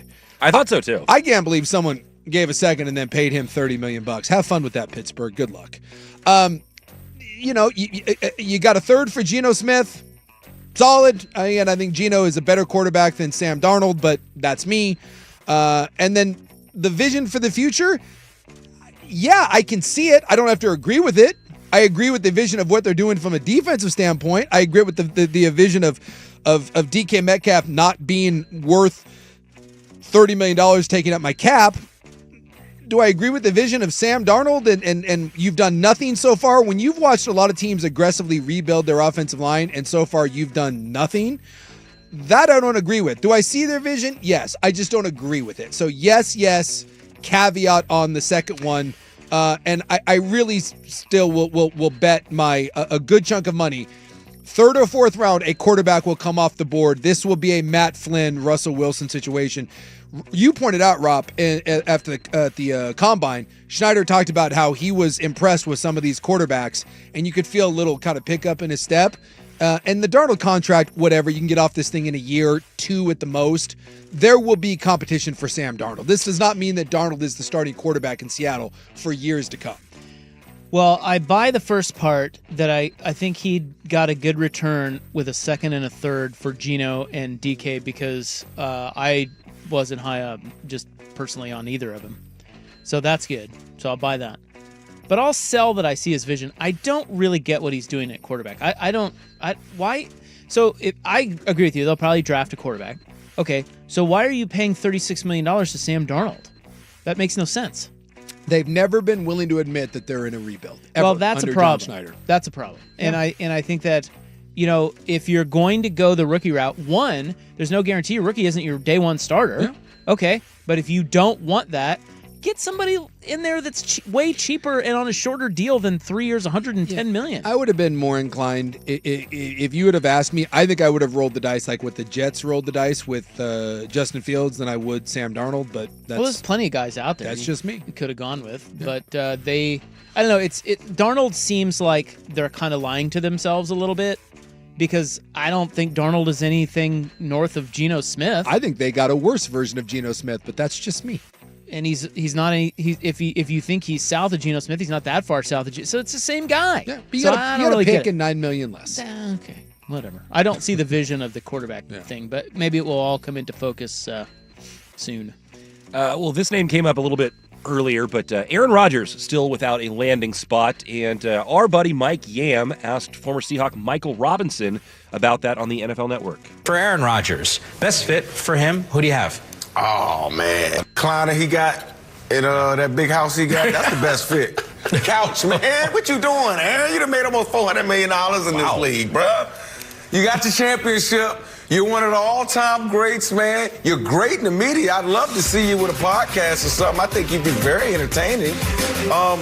But yes, we saw him look better toward the end of last season with the New York Jets, man. But I don't know. Maybe the Pittsburgh Steelers, yeah, because they do have the structure. They're used to dealing with older players, and Mike Tomlin understands how to talk to a guy like an Aaron Rodgers. But for real, is Aaron Rodgers going to be all the way in? He's going to come to OTAs. He's going to come to minicamp. Is he going to have some retreats he has to go on? Does he have his own business he has to do? I mean, I don't know. Pittsburgh Steelers aren't used to that type of life coming from their quarterback. So I would say the recliner. Buy or sell that Aaron Rodgers will not have a starting job come opening day this NFL season. I'm going to sell this because I think teams are dumb and they're desperate. I don't think he's that far off. Who was that guy? That was Michael Robinson. Michael Robinson, former fullback with the Seahawks. Yeah. I said all along, I thought there was a good chance that Aaron Rodgers sits at home. I think there's enough speculation. I think there's enough juice. There does seem to be some Pittsburgh momentum coming there. The fact they went and got DK Metcalf, I think tells you that Pittsburgh, again, isn't ready to say that we're going young. I don't think they can run the Russell Wilson thing back again. That kind of starts to fit, but, he's not going to Seattle. He's not going to Vegas. I mean, there's not many other spots. So I kind of feel like it might be Pittsburgh or bust for him. The Giants are obviously going to roll the dice on that. What about the Browns? Yeah, I guess you could say Cleveland. So I'll sell it. I think he does have a spot, but I'm with him. I'm with Robinson that the best spot for him is on the recliner. This doesn't end well. And by all accounts, he does not want his legacy to be this. The way it ended in New York, I think it's going to get worse. So, but no, someone will take a shot on him because there's just not enough quarterbacks. What's the buy or sell? He will be a starting quarterback on opening day this year. Oh yeah. I don't think there's any. Well, there is a little bit of a question, but I don't think there's much of one. I mean, the seats at the musical chairs are filling up though. Yeah. They are, but he's. I know he's older, 41, and he's a headache. He can still play. Yeah. And that's it. That's all that matters. And somebody will go get him. And I bet you it's Pittsburgh. All right, final one for you on this journey. I'm going to require you to pull up some video if you haven't seen it already. Did you see the Virginia State High School track meet? I did. Did you see this big zucchini? Virginia? You would know if you're on X or just on the internet. Look up a baton assault. It was at a moment that went viral over the weekend. Crazy. In which a high school female athlete essentially clubs another high school runner in the relay race with the baton, knocking her off the track. Which I'm surprised we haven't seen more of. Yeah, really? You got the weapon. Well, it's right in your hand. Yeah. Well, yeah, but you're racing, not fighting. Yeah. Well, it's war out there. Oh. She hits her right over the head. I mean, with it is rather savage. We now have the defense from the assaulter, Alayla Everett. Okay. Everybody has feelings. So you're physically hurt, but you're not thinking of my mental, right? They're going off of one angle. There are a couple times hitting her, my baton got stuck behind her back like this, and it rolled up her back. I lost my balance, and when I pumped my arms again, she got hit. I know my intentions, and I would never hit somebody on purpose. They're assuming my character, calling me ghetto, racist slurs, death threats, all of this just because of a 9-second video. What? Wait a minute. Were there two? Right here. Were there two people in that? No, it was just a TikTok that was quickly edited of one longer video. So the crying part of her was like, oh, like they're worried about her physically, but no one's worried about my mentals. Yeah, but then she explained it by saying the baton got caught. No, that her baton got caught, and then when she pumped her, she had to do an extra pump with her arm. Oh wow. Dude, that essentially forced this very random action. Dude, I'm watching it right here. And people only have one angle, and they only have one 9-second clip, and now they're being racist. Back and drills her, and then after she drilled her, she cockbacks and swings at her again. Yeah, it's not even... Dude. Buy or sell, the least believable defense since OJ. Yes. Buy. God. Yeah. I don't want to call her the B word because she's a high school runner, but... Yeah, you can't do that. I can't do that. What, you can't? No, she's just a young girl. Okay. Well, and by Making the way, excuses. You don't need to call anyone ghetto and racist. That has nothing to do with slurs it or whatever. But they're both black. If you want to know, dude, charge her ass with assault and send her ass to juvie. They say the girl's got a concussion and a possible skull fracture. Yeah, dude. So if you didn't see it, the girl, she clearly just hits her over the head because she was being passed. Yeah, clubs her. And then the girl who got hit goes down. Well, she kind of stumbles off to the side and goes out of the race. Yeah. She goes down. I mean, it's clear as day. So what she's saying is indeed the worst excuse since OJ. Can we? There's no question. We have reached a point. Oh no. You can blame whoever you want. I love that we are at a point now in society where you can get caught on camera doing something. You can get caught on camera saying not what something. happened. Say your own words. And someone's like, dude, you said that. You can be like, no, I didn't. I didn't say it. No, we have it right here. I never said it. No, we have the video of you clubbing. You know what? It's all angles. If you just look, they got caught in their shirt, and I pumped my arm. Next thing you know, it's clubbing her in the head with it. Dude, we are so effing stupid now that and probably nothing will happen on this. She'll come up with her horse crap excuse. She'll cry. Well, she already did. We just heard it. Yeah, lip quiver. I feel like she's just basically acting like a teenager here. Yeah. So I'm not going to make it as some sort of societal statement. I just think she's a dumb kid. But she needs some guidance here because that went viral. Just say I had a horrible moment. I did a horrible thing and I shouldn't have. I just don't think... I don't know, how old is she? 16, 17 years old? Look, I think a lot of 16, 17-year-old kids are going to go that route. Like, who took responsibility for anything at that age, okay? Yeah. So she's not prepared to stand up to the entire internet and answer that question. She's just not. She's too young and dumb, okay? She just needs better... Then don't get up there and say anything. Well, they're going to put a camera in her face. Then say the right thing. Well, she needs better guidance is what I'm saying. I think this is...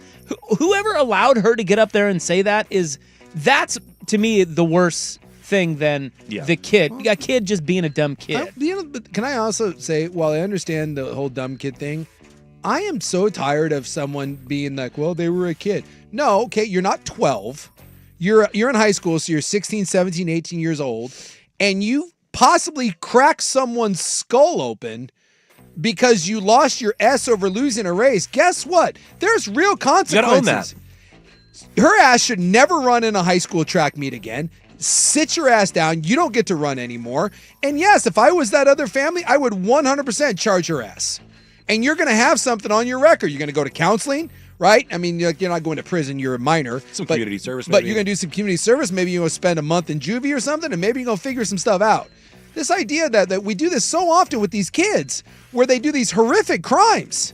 You know, we catch them doing something, and then we're like, well, it's a kid, and, we got to treat them as a kid, and, their brains are underdeveloped. Like the one dip-ass that ran, and I'm not saying it's the same thing, but remember the kid that ran the people down with his dad's truck and killed them, and we were like, well, he didn't know right from wrong, so let's community service. Dude, at some point, yeah, you get to be held accountable for your actions. And this, I'm not going to call her the name I want to call her, but dude, that is horrible video. And then to stand up there and come up with the dumbest lie. Stockwatch brought to you by Goldberg Jones. When it comes to divorce, custody, or child support issues, trust Goldberg Jones to help. Call 1-800-DIVORCE. Phone questions answered at no charge. In the news is next. Daylight saving time is here. Controversial. Always is. Yeah. Every year, it's as if we've gone through it for the first time. We're like, what is this? My circadian rhythm's all off. Oh, yeah. What is this? Ban it. Shouldn't there be a law? Wait, there is. Wait. All that next. Here's Buck. Now, from the George McCoy at Warren Allen Sports Desk, a Sports Center update on 1080 The Fan. Brought to you by Crunch Fitness. Memberships as low as $9.99 per month. Find your Crunch time in Portland, Vancouver, and online at crunch.com. First on The Fan, the Seattle Seahawks have their new quarterback, Sam Darnold, and Seattle agreeing to a 3-year, $100 million deal with $55 million in guaranteed money. Meanwhile, over the weekend, the Seahawks dealt receiver DK Metcalf to the Pittsburgh Steelers for a second-round pick. Metcalf then promptly signed a 5-year extension with Pittsburgh. The Portland Trailblazers have recalled Matisse Thybulle to their roster after a reconditioning assignment with the Rip City Remix. He is not going to be on the court tonight when Portland takes on the Golden State Warriors in the Bay Area for their 8th road game in the last 9 contests. Robert Williams and DeAndre Ayton also out, while Jeremy Grant is doubtful. Denny Avdia is questionable. Tip-off for that one is at 7. Blazers are 12.5-point road dogs. And in Major League Baseball news, Yankees starter Garrett Cole will miss the entire 2025 season as he undergoes Tommy John surgery. More sports scores and stories in 30 minutes. I'm Ryan Buckley at the George McCoy from Warren Allen Sports Desk. Hurt and missing work, insurance companies acting like jerks. Don't call your mom. Call George McCoy at warrenallen.com. Tired of getting dinged by subscriptions? We won't send you a bill. Portland's sports leader, 1080 The Fan. Well, I'm not real sure if Buckley did that on purpose with Stockwatch, with the batoning of the high school I did girl's not, head. but that's a nice little segue. Yeah. Perfect segue to the Advocates. Guess who that girl should call? Yeah, you're minding your own business. Ken and Donnie. Minding your own business. You're running a race. Running your little relay. You're third. Your about cute to little go relay. into second. Trying to take first place. You're going to win a nice little plastic medal. Next thing you know, your ass gets batoned. And now you're laying there with a possible skull fracture. You got a concussion. There is only one person to call. Well, first off, 2 people. You got to figure out where the hell you're at. And then figure out if your head's split open. Then you call Donikin. Yeah, Ken or Donnie. Yeah. Same number, same website, advocateslaw.com. They would be of no cost to this poor high school girl and her family. Good and Lord. they would not get paid until they won her case, which I would think this one would be, they would be jumping at the chance to take that case. Does seem a bit cut and dry. Although I don't know. Hey. I mean, the Zapruder film, my arm. 9-second clip. My arm got caught, and then as I would love nobody is considering my mental health. Next time the advocates come down, I would like to sit around and hear stories about the best excuses they've heard Probably for horrible client actions. Consultations are always free, no risk in calling them. If you have been injured like this poor girl in Virginia, you need more than a lawyer. You deserve an advocate, someone on your side. That is Donikin, advocateslaw.com. Still getting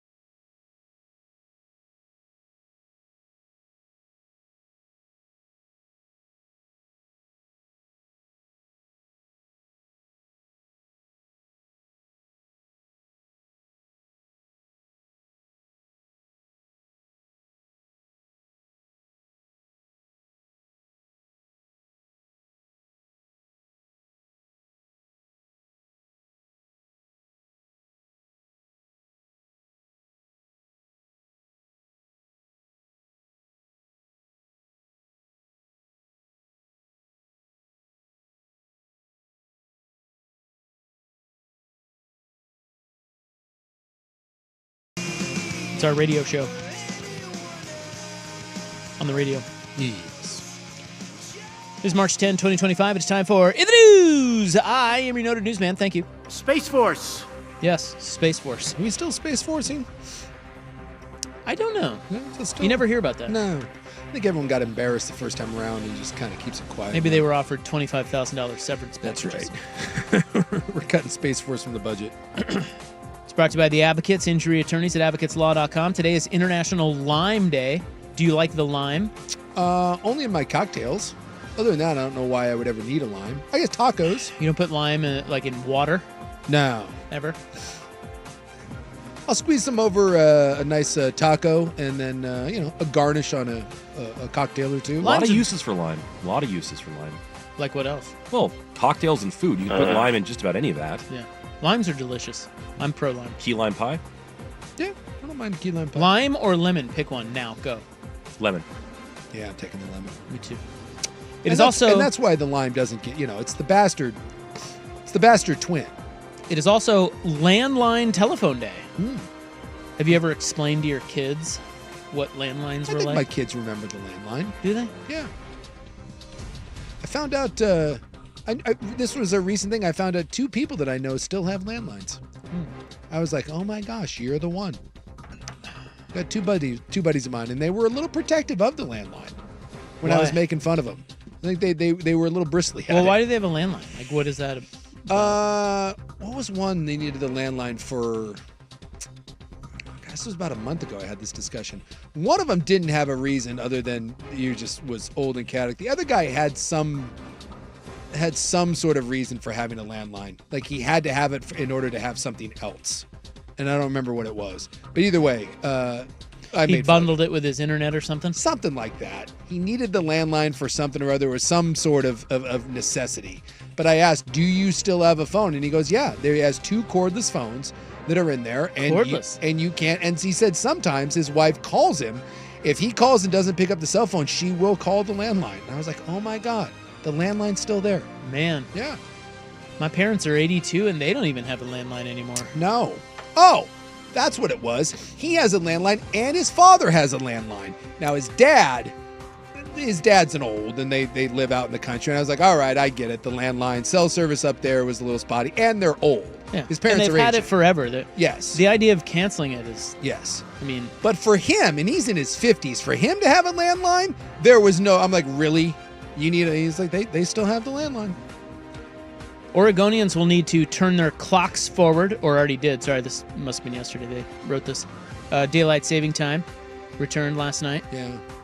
So although we don't really have to, I haven't had to turn a clock yet today. No. Everything is like the microwave or something. It's all automatic. I had to do it on my stove and on my car. The car? Yeah. Your car doesn't? My little Subaru, my 2017 Subaru. 2017, that'll do it. It's got that symmetrical all-wheel drive, but it can't change a clock. Well, lawmakers have been trying to ditch the switch for years. Yeah. So you may be wondering, and this may be a good time for your noted newsman to update you on how that's going, because, we are on daylight saving time again. Yes, we are. And I'm sure a lot of people are like, well, wait a minute. Didn't they say that they were going to get rid of that and just stay on permanent? What is it? What's the spring forward fallback? No, I know, but what's the other time called? It's called like. There's a name for it. That I don't know. Well, there are 2 Senate bills, 566 and 1038, that are aiming to take standard time. That's what it permanent standard time or daylight saving time. Okay. Yeah. So we just sprung forward on Sunday. So now we're saving daylight. Yes. Okay, it's not savings. We're not putting it in a savings account. You don't get to bank that for later. It's saving. So, and you and I benefit from it. We're some of the few who benefit from it, or some people may just prefer it. But when we get off work at 7 o'clock now, it's going to be light out. Yes. And that's great for us. That is great. That said, I still would rather just stay on permanent standard time. But remember, we have to have all the states and like on the west. Otherwise, that's exactly. Otherwise, it's really weird because like I live in Washington, but work in Portland. I can't cross the bridge and then all of a sudden have it be an hour different. So the two bills aim to make standard time permanent if Washington and California do the same. Now, last year in Oregon, we didn't get to this bill in time, and it died on the vine. This year, in this legislative session, it's looking as if they are going to approve it, but now Washington has hit a snag, and so here we are again. Okay. So basically, we have no answer to anything. Well, again, like you said, they all have to align, California, Washington, and Oregon. It would seem that they would, but that is proving to be harder than I think many thought when they first put this forward. Yeah. And I don't know why that is. Yeah, you because- Washingtonians are difficult to deal with. Well, dude, remember the COVID thing? Like, trying to get states to agree on anything, my God. You can't even get like 3 people to agree. You ever been out with more than 2 people and you're trying to figure out where you're going for dinner? That alone will take you 9 hours, let alone trying to deal with states. Well, they are saying that permanent standard time is best aligned with the natural circadian rhythms of our own brains and bodies. I gotta have that. Well, that is a thing. Look, I don't know why we need that. It used to be for the farmers, and the kids. Can we just go to permanent standard time and Can I call it make good? a bold thing? I don't really care. The 1 hour doesn't make a difference either way, and I adjust to it after like 3 days, so I'm fine. Do what you want to do. It really doesn't impact my day on a major basis. It's fine. So it says, even if Oregon lawmakers pass one of these bills, it would not go into effect unless both Washington and California agree. During the current Washington legislative session, a bill to make standard time permanent did not make it out of committee. Those damn kids. So you idiots up there are against it. Yeah. Look, we're busy dealing with the big license plate situation right now, trying to figure out whether or not we can afford new license plates. We got bigger things to fry up in the state of Washington. Don't worry about us. We're trying to figure it out. And by the way, I remembered what it was. My buddy has to have the landline because he's got a gate. He lives on property. And so you have to have a landline in order to work the little gate. You punch in the gate code. And without that... Must be nice. Yeah. He needs that. That's why he still has the landline. Sabrina is returning to Oregon. That's next on The Fan. This is the Fan's Window into Sports, a view into today's top stories. Brought to you by Window Nation, online at windownation.com. The Seahawks had sat down to try to do an extension with Geno Smith, who had 1 year remaining on his contract. They were not able to make any progress towards a new deal. And I think Geno wasn't particularly thrilled with the way contract talks had went. Yeah, well, the report now is that Geno requested a trade after the contract talks broke down with the Seahawks. I mean, basically, I think they got a worse version of Geno for about $9 million less per year, and they got a draft pick. So I don't know if you were thrilled with Geno. I don't know if you're thrilled with Sam Darnold. I kind of think you're in the same spot, but maybe slightly worse, but with more capital. The Window into Sports brought to you by Window Nation. Get 2 windows free with every 2 you buy and 0 interest, 0 payments for 2 years. Call 866-90Nation or windownation.com. The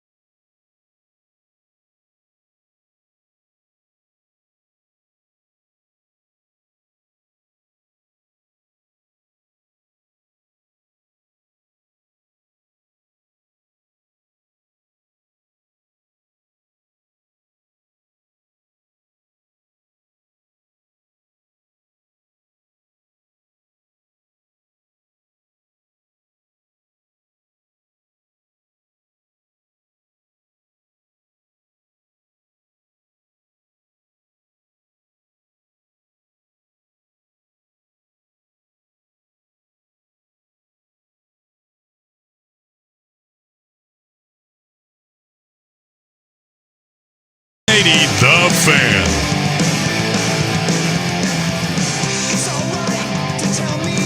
All right, welcome back. Hot 5 coming up next. Big day in football. Bunch of dudes getting new teams and monies and stuff. Lots of monies. Well, some teams just have so much money they don't know what to do with it. See, like the New England Patriots, you got to spend it on someone. So it's kind of a bad free agent class. So guys are going to get paid. Wrapping up in the news with one more story for you here. March 10, 2025.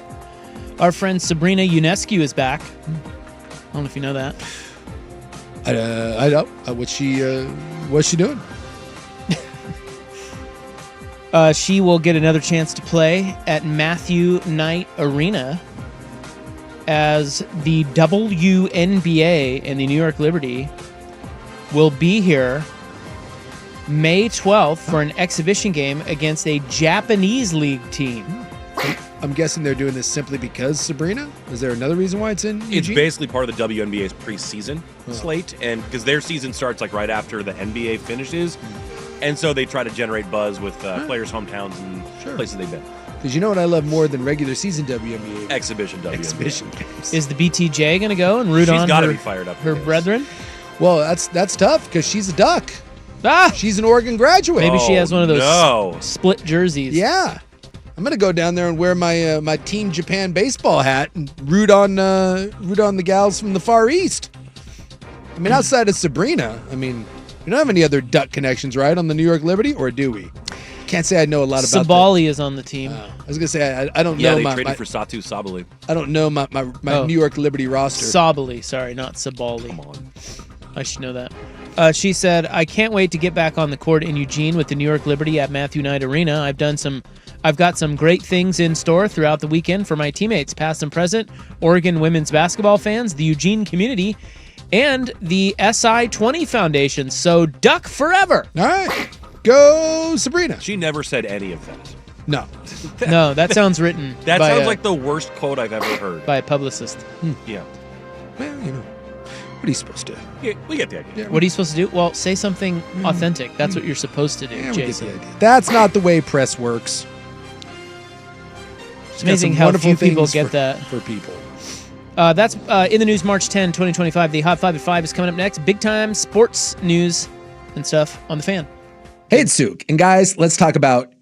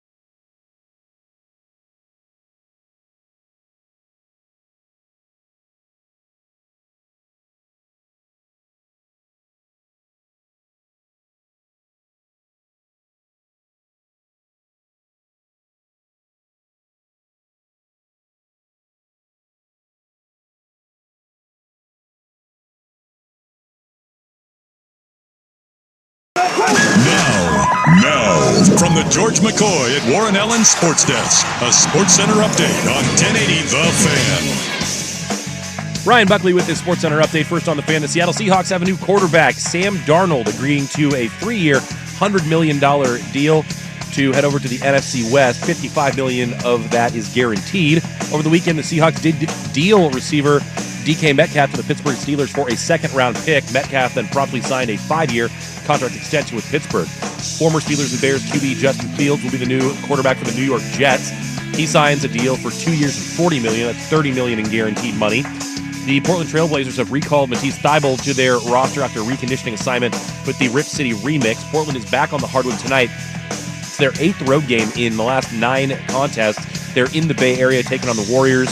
No Thybulle, Robert Williams, or DeAndre Ayton. Meanwhile, Jeremy Grant is doubtful and Denny Avdia is questionable. Tip-off at 7. Blazers 12.5-point road dogs. And in Major League Baseball, Yankee starting pitcher Garrett Cole going under the knife. He's going to miss the entire 2025 season as he undergoes Tommy John surgery. More sports stories in 30 minutes. I'm Ryan Buckley at the George McCoy from Warren Allen Sports Desk. Hurt and missing work? Insurance companies acting like jerks? Don't call your mom. Call George McCoy at warrenallen.com. The Fan Merch Locker has a new black 1080 The Fan hoodie, as well as classic long and short sleeve tees. Get yours now at 1080thefan.com. Good afternoon. At the tone, Pacific Daylight Time will be... It's 5 o'clock. 5 o'clock. One step closer to my own personal hell. This is Primetime on Sports Radio 1080 The Fan. We expect the best. We're not afraid to break someone. Do you hear me? Primetime is your source for the best in local, regional, and national sports. Go ahead and clap. Mediocrity deserves applause. Isaac Robb. I'm miserable. I had to get up at 10 o'clock this morning. Jason Sakanet. I'm a dude playing a dude disguised as another dude. Primetime on 1080 The Fan. All right. Welcome back. Hope you have a nice little Monday. It's your Sports Bros. Rob and Sook. I'm Rob. Big Sook's right over there. Right here. Oh, dude. It makes me sad. Man, we are partying on a Monday. Well, the free agency world, you know, it's definitely a dare. Excuse me, the legal tampering world? Legal tampering, the fiddling, if you will. The fiddle phase. It leads to a lot of what have yous in the NFL community. Sure does. Yeah. We've got more of that coming up this hour, if you can believe that. Mm-hmm. What quarterback would you be excited about if the Seahawks drafted them? We'll talk about that. Coming up tonight in the club, yet another why the hell did they turn the plane around situation. Yeah. By the way, we also have apparently some clarity on the tragic pseudo-celebrity wife on the cruise ship, the Faster Pussycat gal. We still haven't talked about that yet. Yeah. We haven't addressed that story. Oh, yeah, you brought that story up, but we never got into the details. We never got into it, yeah. I have long said that if you are in the middle of a troubled relationship, do not go hiking, do not go on a cruise. You will be shoved to your death. And I thought this was another example of no one heeding my words, but apparently not so fast. Yeah, Faster Pussycat. Who knew that was still a thing? Well, they're a band. Yes. And apparently they have band members, mm-hmm. and one of their band members is a murderer. Or is he? So that's Club 6 to 7. Right now, we should probably get over to the Hot 5 at 5. Hot topics, hot opinions. Oh, golly, I'm hot today. And hot air. It's time for the Hot 5 at 5. That's hot. The Hot 5 at 5 on Primetime with Isaac and Sue. No, I mean it. That's very hot. The Hot 5 at 5 with Isaac and Sue. Brought to you on The Fan by Victor Rico's Mexican Food.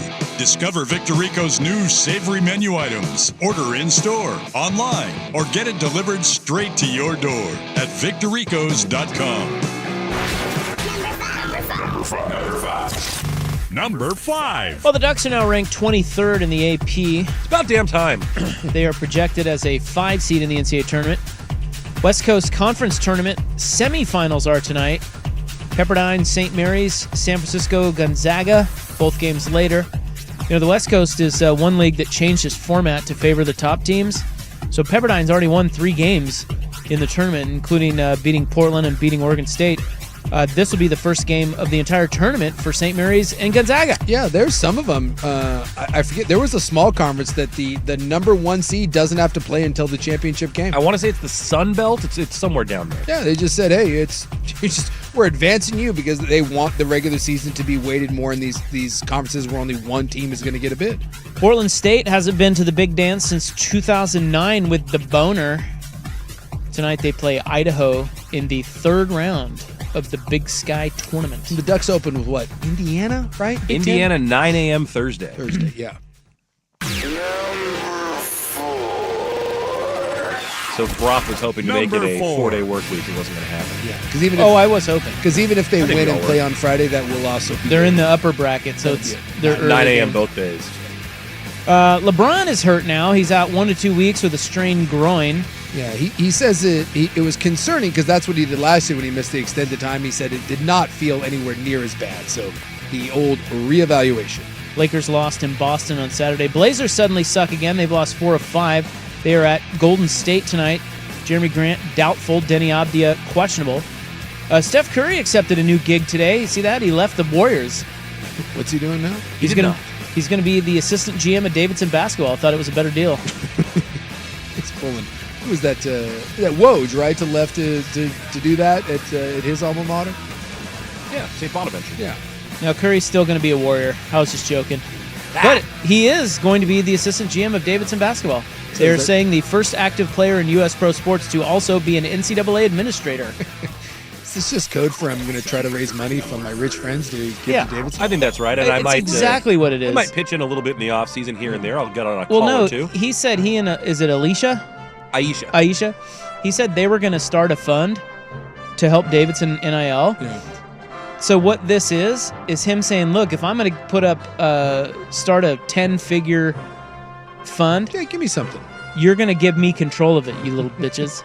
Well, the assistant control of it. And that's what he did. I'm sure that's what that is. Yeah. One of his Davidson teammates and roommates said, we used to eat Outback Steakhouse takeout and watch The Office when we were in college together, so I'm only calling him as Davidson's assistant to the general manager. Well, the season hasn't even started and already a big blow to the Yankees. Ace Garrett Cole needs Tommy John surgery. He's done for the season. He had been experiencing elbow discomfort. Suck it, Yankees. Wow. That's a bold statement right there. Is it? Well, it's the Yankees. The poor guy is out for the year. Well, so what? Career-threatening surgery. Who cares? Like, suck it, Yankees. All right. They're falling apart, though. They deserved it. They got some issues. Yeah, they'll trade for Dylan Cease in a couple weeks. Don't you worry. There's only one team in New York that matters. It's not the Yankees. Go Mets. The Steelers are now expected to meet with Aaron Rodgers after landing DK Metcalf over the weekend. Pittsburgh quarterback Justin Fields leaving. He signs with the Jets today. 2 years, $40 million. The Rams bring back QB2 Jimmy Garoppolo on a one-year deal. Well, for like $11 million. What is the fascination with Jimmy Garoppolo and Sean McVay? Find a woman that loves you the way that Sean McVay loves Jimmy Garoppolo. Although you're in a win-down mode with the Rams, I can see it because if Stafford does get hurt, he's getting long in the tooth. Garoppolo's a capable backup, but that's a nice chunk of change for Jimmy. The Commanders traded for Texans offensive tackle Laramie Tunsil today. Houston gets a package of picks, including a 2nd, 3rd, and 7th. Teams also swap 4ths. Receiver Chris Godwin back to the Bucs, 3 years, $66 million. The Chiefs get a new left tackle, former Niners offensive tackle Jalen Moore, 2 years, $30 million. Elsewhere, you got Zach Wilson, a one-year deal with the Dolphins worth $6 million. You got the Eagles losing pass rusher Josh Sweat. He goes to the Cardinals for 4 years, $76 million. Yeah, it's just one of those, you're just not going to. Bad teams can afford to pay where, like, the Eagles can. And former Niners linebacker Talanoa Hufanga signs with the Broncos, 3 years up to $45 million. Safety, Hufanga, and I think Greenlaw signed with them too, if I'm not mistaken as well. What did I say? I think that's right. You said linebacker, but Hufanga is he's a safety. And a local legend. He's an local kid. Yes. And number 1, Sam Darnold is a Seahawk. 3 years, $100.5 million US.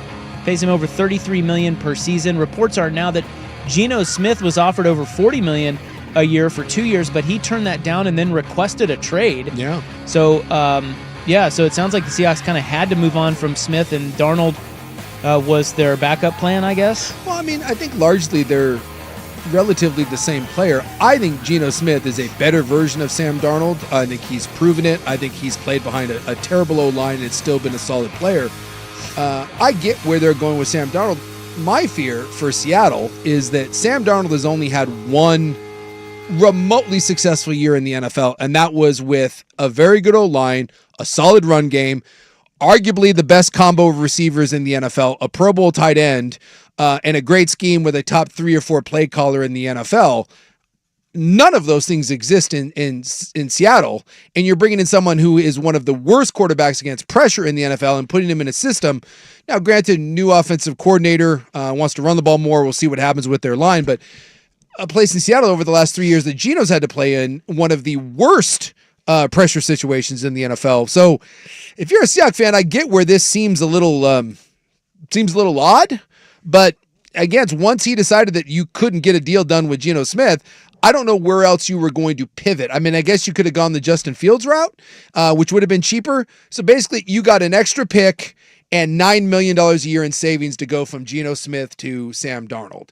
And I would bet my hat that in the third or fourth round, Seattle is going to take a quarterback and try to have a Matt Flynn, Russell Wilson type competition. So the Hot 5 brought to you by Victor Rico's Mexican Food, 19 locations across Oregon and Washington, now in Lacamas Square in Vancouver.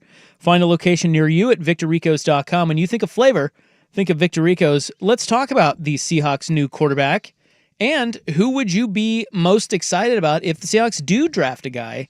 We'll talk about that coming up next, and other NFL moves next on The Fan. Primetime owns the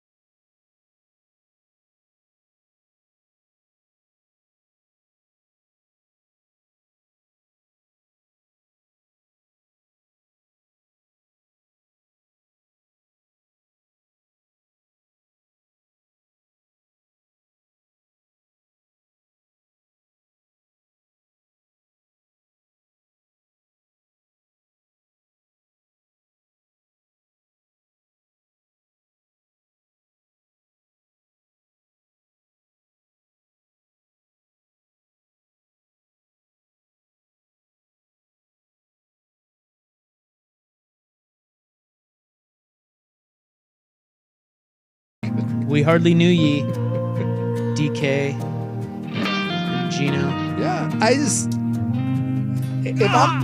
and they re-signed Ernest Jones, which I like. I think he was very underrated. I think he's a very good linebacker. I like what they're doing on the defensive side of the ball. I just have massive questions about where this O-line goes and Sam Darnold. And if they're playing, they cannot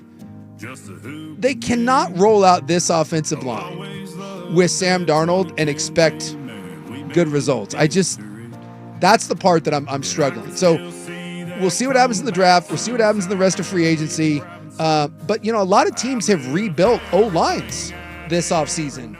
And now we're sitting here with Seattle, who really hasn't done much of anything. And that... Well, wouldn't you rather do that in the draft than free agency? Yeah, I mean... You always say that. Yeah, I will say that in free agency, anytime you're paying guys... This is the thing about free agency.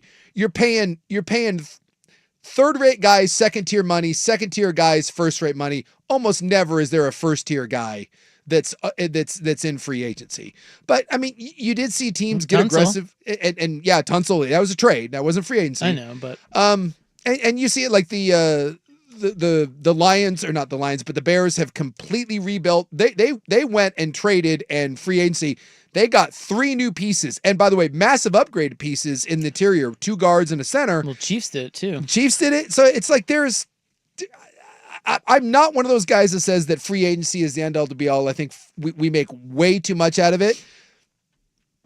But I also believe that you can't just sit there and roll out the same crappy line that you had last year, hope that Abe Lucas is healthy and plays 17 games, and that somehow the interior magically gets better simply because of Kubiak's system. Yeah, they'll draft. They have to. They'll draft a couple. I mean, they have 11 picks now. Yes. They got 2 2s, I think, 2 thirds. Yep.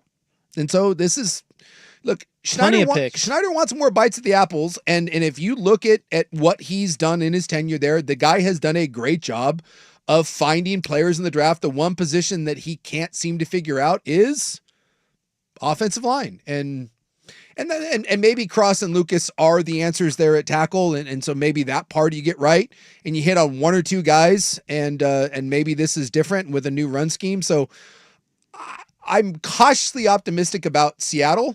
But I do think you have to realize that this is going to take some time, because even in your own division, like this right now, this division is in a weird transition spot. Like, we don't really know what's happening with San Francisco. They've lost a lot. They're having to re-sign Brock Purdy. I don't know if that window's still open.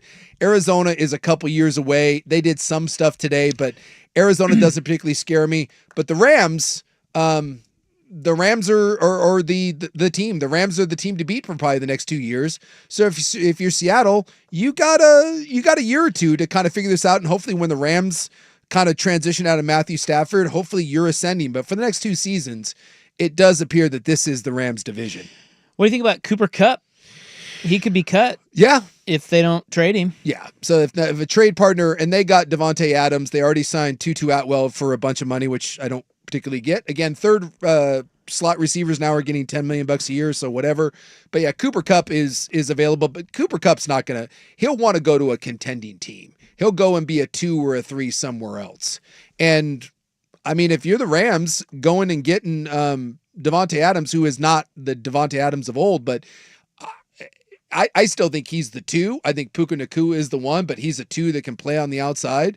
I really like what the Rams have done. The Rams are say what you about the Rams. They went all in, won a Super Bowl, had to take a step backwards, and they're going all the way back in again, and it's kind of exciting. If you're a Rams fan right now, I think you're feeling really good about where you're at. I mean, you pushed Philadelphia closer than anyone else in the postseason, and I think you got better this offseason. So Geno Smith, 83 starts in his career. Yeah. 40 and 43. Mm-hmm. Sam Darnold, 73 starts in his career, 35 and 38. If you and I get it, I like Geno more than a lot of people, but since he's come to Seattle, Geno Smith has been a very, very solid starting quarterback under chaotic conditions, and Sam Darnold has sucked everywhere he went until last year, when we ended up in one of the best spots, and he was a solid quarterback. So yeah, Sam Darnold's career quarterback rating 84. Yeah. Geno Smith 88. I just Geno think, has more yards. Well, and Geno's just a better thrower of the football. 105 tutties. Darnold, 98 tutties. And Darnold's younger. Darnold has 68 picks. Geno, 72. They're the same freaking guy. I believe one's better than the other, but no, yes. he's not. They're the same guy. I think one's buying a Camry and one's buying an Accord, and I do think that Consumer Reports tell you that one's better than the other. And they're both going to make you pull your hair out. Probably. I still think that whether that is a Quinn Ewers, I think whether that is a Kyle McCord. Well, let's talk about it next. That's what I wanted to talk about next, is if the Seahawks draft a quarterback, and it's not going to be Shador, it's not going to be Cam Ward, okay? Yeah. Those are the higher-end guys? No. If it's going to be the next tier down, who would get you most excited? And we've got some names potentially as well. Next, on The Fan, here's Buck. Now, from the George McCoy at Warren Allen Sports Desk, a Sports Center update on 1080 The Fan. Ryan Buckley with the Sports Center update. First on The Fan, the Seattle Seahawks have their new quarterback. They signed Sam Darnold to a 3-year, $100 million deal with $55 million in guaranteed money. Meanwhile, over the weekend, the Seahawks trade receiver DK Metcalf to the Pittsburgh Steelers for a second-round pick. Metcalf then promptly signed a 5-year contract extension to stay in Pittsburgh. Former Steelers and Bears QB Justin Fields will be the new quarterback in New York, signing a 2-year, $40 million deal to be the quarterback for the Jets. That includes $30 million in guaranteed money. The Portland Trail Blazers back in action tonight, their 8th road game over the last 9. They're in the Bay Area visiting the Warriors. Matisse Thybulle, Robert Williams, DeAndre Ayton all out. Jeremy Grant is doubtful. Denny Avdia is questionable. Tip-off is at 7. The Blazers are 12.5-point road dogs. And in Major League Baseball, Yankees starter Garrett Cole going under the knife. He's going to miss the entire 2025 season as he undergoes Tommy John surgery. More sports scores and stories in 30 minutes. I'm Ryan Buckley at the George McCoy from Warren Allen Sports Desk. Hurt and missing work, insurance companies acting like jerks. Don't call your mom. Call George McCoy at warrenallen.com. It's The Fan on FM. Go to 99.5 FM HD2 and enjoy high def 1080 The Fan. It's time for Who's Leading the Charge? A look under the hood at the coaches, players, and teams getting it done. Brought to you by Battery Exchange. 63-55, Pilots by 8, 4:15 to go. And Portland wants that clock to continue to run. Burnham lines up a 3 straight away. Battery's in. Yeah, that's Maisie Burnham with the dagger. Wait. Who was the boom guy? Swag. Jason. No, that's our guy. No. He was talking over the boom. Oh, I don't know. I don't know who his analyst is. I thought he was the boom guy. I heard Swag. Yeah. Swag has an analyst? I thought he was a one-man band. That's what I was saying. That's what I'm asking. For the postseason in Las Vegas, we gotta say. WCC tournament. I don't know. Well, they got knocked out anyway. No, they won. No, they lost. UP? Portland State. Or Portland. No, this is the women. Yeah. Oh, the This women? isn't called the women's game. The men are done. Oh, the men are done. The women advanced to the final. They beat the Cougs. We only care about the lady pilots. They beat the Cougs. They play Oregon State tomorrow for an automatic bid to the As tourney. predicted here, my Lady Pilots heading to the tournament. Taking on your Lady Beeves for an automatic bid. Who's Leading the Charge? Powered by Battery Exchange. Power up your summer at Battery Exchange. Mention code BXT10 at checkout for 10% off your entire purchase this month. Online at batteryexchange.com. Is there a drain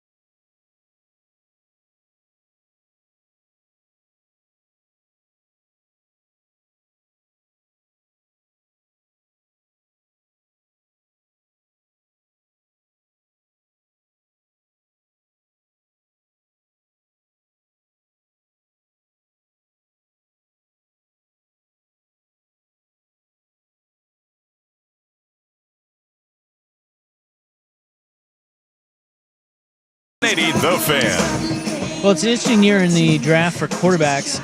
So the Seahawks signed Sam Darnold. Big whoop. But they have 11 picks in the draft. They have the number 18. They have 2 seconds and 2/3. If they are to pick one of these quarterbacks in the draft as the future, who gets your sports pants tight? Well, and I have some names. Do you want me to list off the names? Maybe this will help. Well, I know that. I mean, I know you do, but we have listeners. I go think. for it. I mean, I think we have listeners. Yeah, I think so. I hope. Jalen Milroe. Yeah, because forget about Ward and Sanders and probably even Jackson Dart. Those Yeah, guys Dart's like number 3 now. He's probably going to be a first rounder. He's probably going to be a first rounder. But you do have the 18th pick. You're not drafted. You do have the 18th Well, pick? I mean, look, I guess if you love Jackson Dart, I would have never put anything past anyone if you fall in love with a guy, but this smells more along the lines of the second, third round. Yeah. And so I would that's assume what they that did those with three Russ. I would assume those 3 guys are gone. So Milroe, Yeah. Jalen Milroe, No, Alabama kid. I hate it. Will Howard, Quinn Ewers, Riley Leonard, no, Kyle McCord. See, now I'm intrigued. Dylan Gabriel, no, Tyler Shuck. Yes, this is the one. Who's the Rourke guy from Indiana? That's Kevin Curtis Rourke. Yeah. Curtis Rourke. Or Curtis, yeah, not Kevin. So maybe Curtis. one of those. Any of those guys tickle your little Yeah, so hairy taint? I'll pull off 2 here. First off, you know me, I hate athletic quarterbacks that aren't good. I don't get it. Jalen Milroe, go away. Please don't do that. Riley Leonard can't throw the ball. Please go away, because last time I checked, you do have to throw the ball. Will Howard is somewhat intriguing to me. Big physical guy, and I think Will Howard at times looked really good at Ohio State, but also he was playing with a team of all-stars, and I do think at times he got exposed. So that one I'm a little soft on. I think Quinn Ewers is intriguing to me. I think Kyle McCord is intriguing to me. The only thing I don't like about Kyle McCord is he played exclusively in a college shotgun system, and that doesn't appear to be what Seattle wants. You know who didn't, though? And you're hearing rave reviews about him right now. And people are saying, dude, this guy could be a sleeper and teams could fall in love with him. He's played a lot of football. He's bounced around a little bit, but he is a guy that thrives under center, heavy play action, big arm. At one point was a highly thought of kid, Tyler Shuck. What? So if you're looking for someone that wants to play in the Seattle scheme, right, under center, and that's my thing about McCord, I don't know where that fits. If Kyle McCord can be a guy that can play in that system, sure. Same thing with Quinn Ewers. I'm intrigued by Quinn Ewers in that at one point we thought Quinn Ewers was going to be a first-round pick. This season cost him a lot of money. Is there something there where there's some untapped potential there? And if he does slide somewhere into the 3rd round, I would be intrigued at a top-end talent like Quinn Ewers. But if you're taking a flyer on someone in the 3rd and 4th round, from a system fit, the dude's like 6'5". He's got a big arm. They said he looked the best at the combine throwing the ball out of anyone.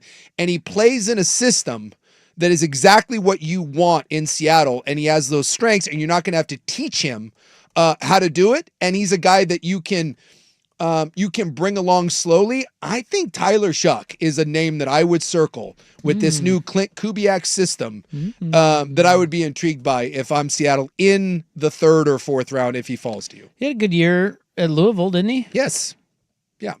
And he's a guy that's been beat up a little bit. And like I said, he's bounced around from Oregon to Texas Tech to Louisville, but he got hurt. He didn't play in the bowl game. Yeah. Just keep an eye on that. He is a name that you're hearing in the kind of this leading up to the draft evaluations.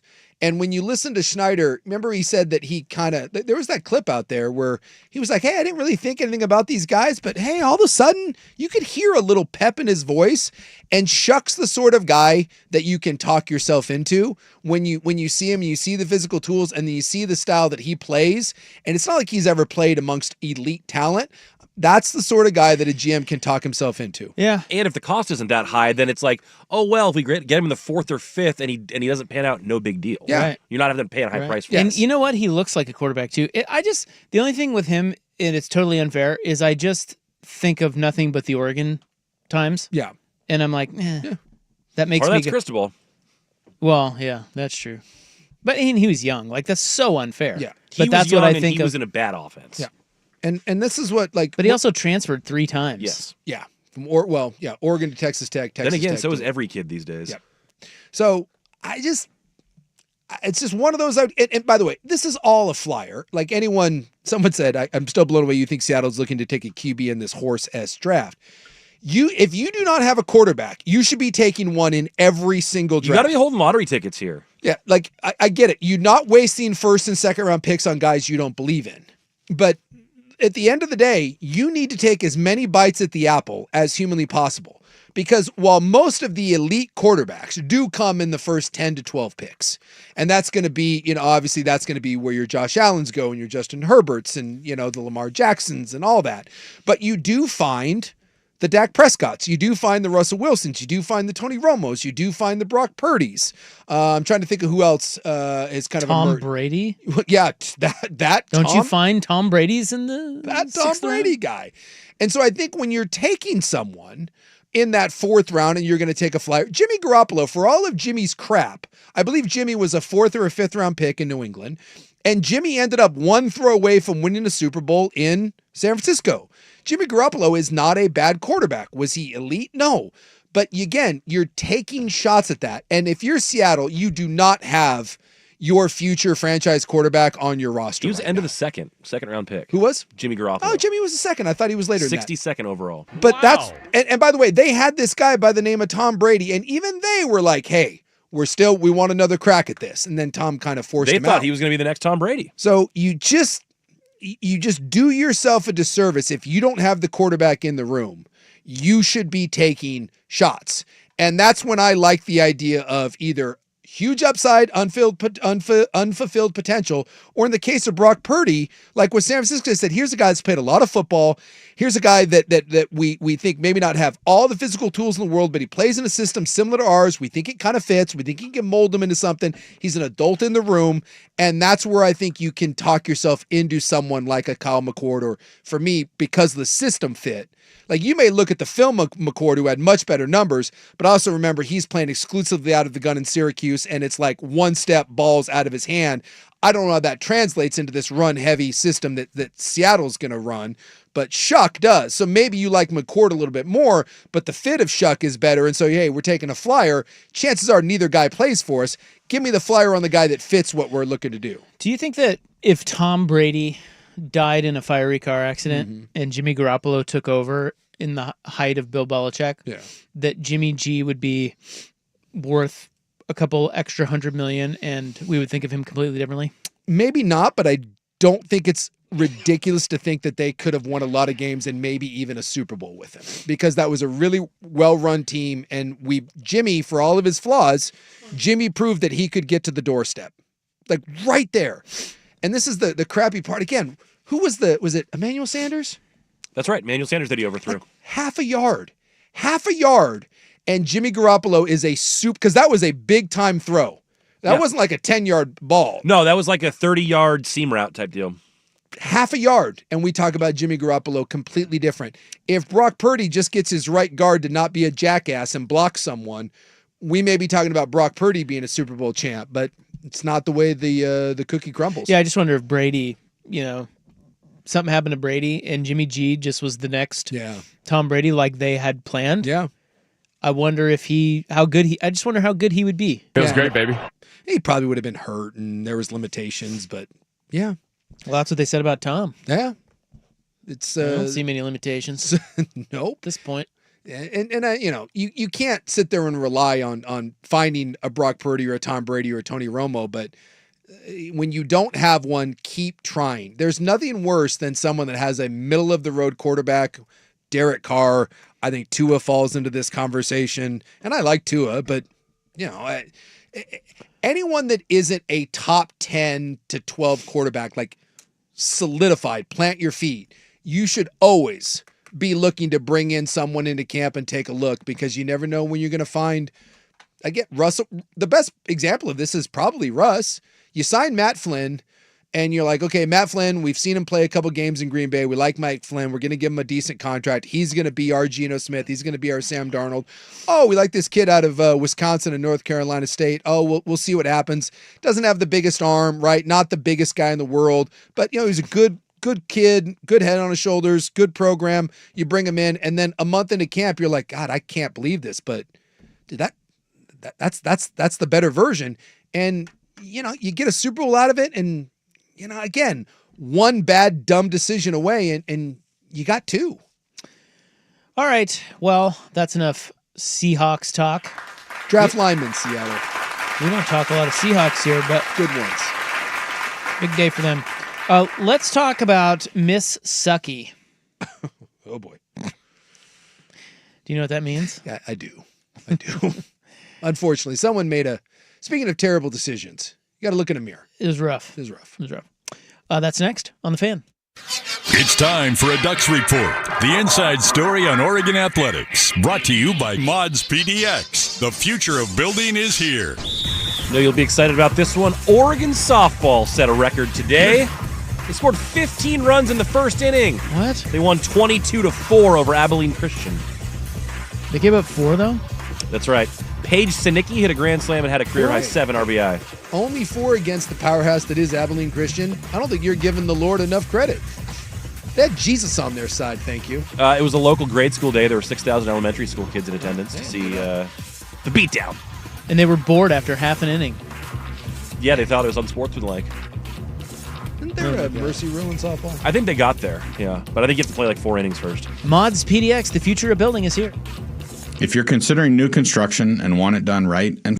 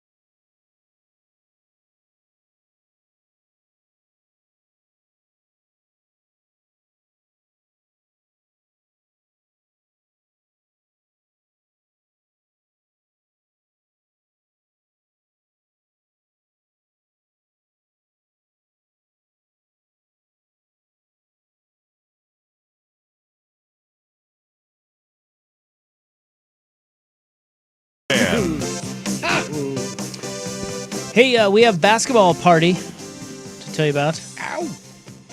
George McCoy at Warren Allen Attorneys at Law presents Fan Madness Thursday and Friday, March 20th and 21st at Stadium Sports Bar at A&A Sports Book. Can't wait to hear Buck read that tagline. Let's go. Yeah, Buck. Struggling what are you with gonna do with that that? sports decks. Great, now I'm really?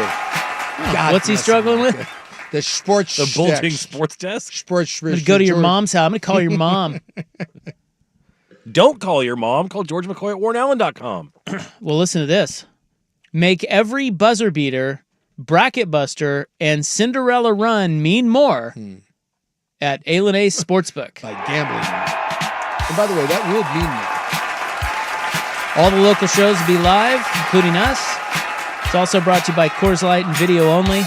All the info is at 1080thefan.com. Why are you still clapping? Yeah, people are excited. They are excited. That's a good time to watch the tourney up there. March 20th and 21st will be up It's there. packed, too. Maybe Joey Harrington's drunken brother will show up again. You never know who will show up in a jersey. And that is where we want to go with this little bit here. What? We were talking about split jerseys for Yeah. BTJ. Now, Sabrina Ionescu is bringing the Liberty to Matthew Knight Arena. And they're playing a Japanese team. Yeah. And, of course, BTJ, your significant other, big-time Japanese. But also a graduate of Oregon. Of Oregon. What is she going to do? She's going to split jersey. Well, I didn't see this, but Buck brought it to my attention, and it's too good to not bring to the program. Yeah. That over the weekend, Kentucky played Missouri, and apparently there is a family that has kids playing on both teams. Yeah. And the mom had the split Missouri-Kentucky jersey. Can't do it. And it read Miss Sucky. Yeah. Get the old MISS from Missouri and the UKY from Kentucky. And you get Miss Sucky. Miss Sucky. It's rough. No. Surely they knew that, right? I don't think so.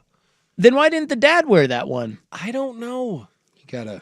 They're doing bits. You think they're doing bits? I think they're doing bits. They have to be doing bits, right? What if they're just blissfully unaware, proud parents? Yeah. Well, that's possible too, I guess. Miss Sucky.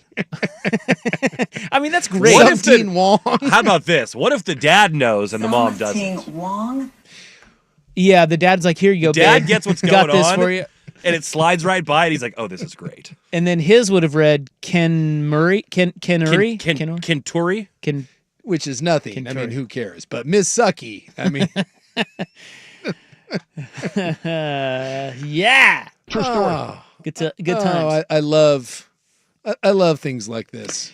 Miss Sucky. Because sometimes people are just sweet and innocent and not terrible human beings, and they don't realize. And that could be it. Yeah. That could be it. They're just cute little olds. Yeah. I don't know. Mama Flag made the news over the weekend. I don't know if you saw that. What's old Mama Flag up to? Yeah, flags. Well, we love our flags.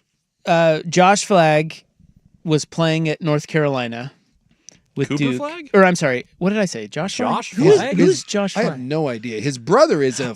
His brother's Ace Flagg. and he plays at Maine. You know who Josh Flagg is? Who? No. He's a realtor on. The Real Housewives of No, whatever, the $1 Million he's Listing. $1 Million Listing. Yeah. Wow. L.A. Yeah. What a Josh crossover. Flagg.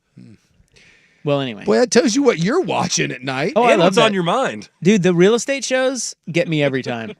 I love seeing real estate.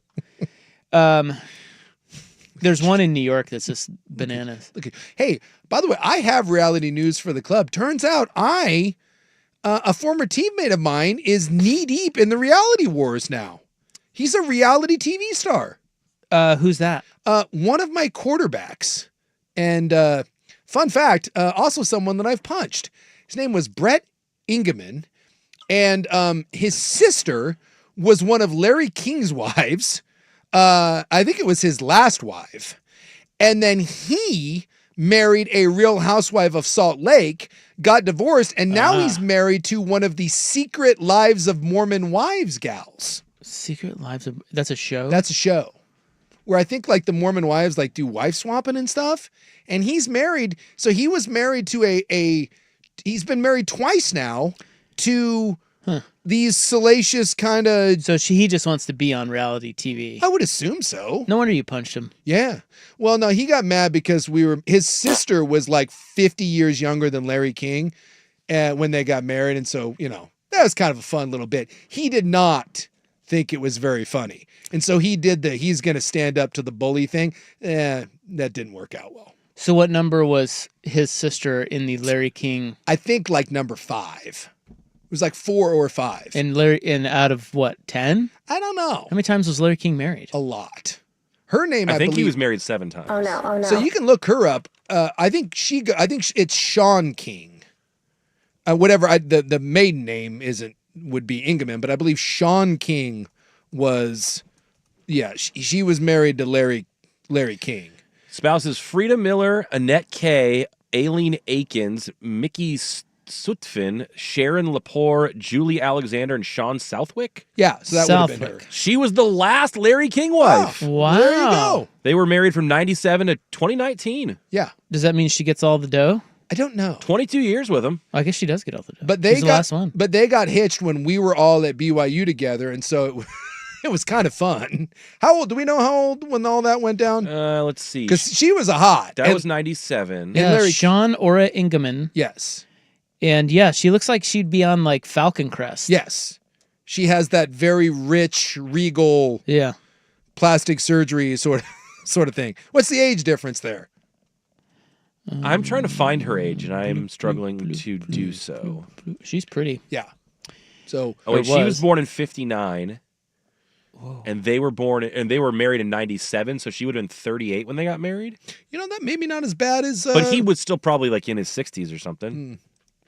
He didn't like that. Anyway, Mama Flag, so she was there watching Cooper Flag, who plays for Duke. Yes. At North Carolina on Saturday. Mm-hmm. And Mama was getting some heat from some North Carolina fans in the stands, Yeah. And her and Papa Flag, Duke won, and Cooper had a big dunk. And yeah, they blew him out, didn't they? Yeah, they beat him pretty good. And she did the hand on the head thing, like dunked it on his head. Like just dunked on you. Yeah. The problem is if you look at the clip of the dunk, there's no one under Cooper Flag. Like, so the internet went crazy, like making fun of her. Mama Flag. She doesn't know ball. She doesn't even know what that means.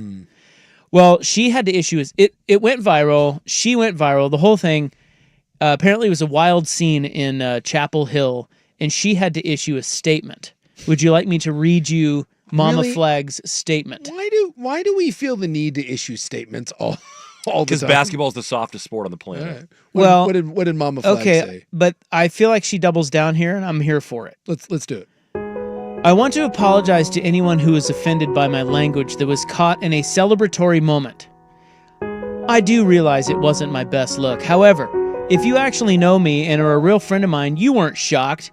It was a very intense situation we were put into, and we were taken aback by the crudeness of the UNC fans as we made our way into the arena.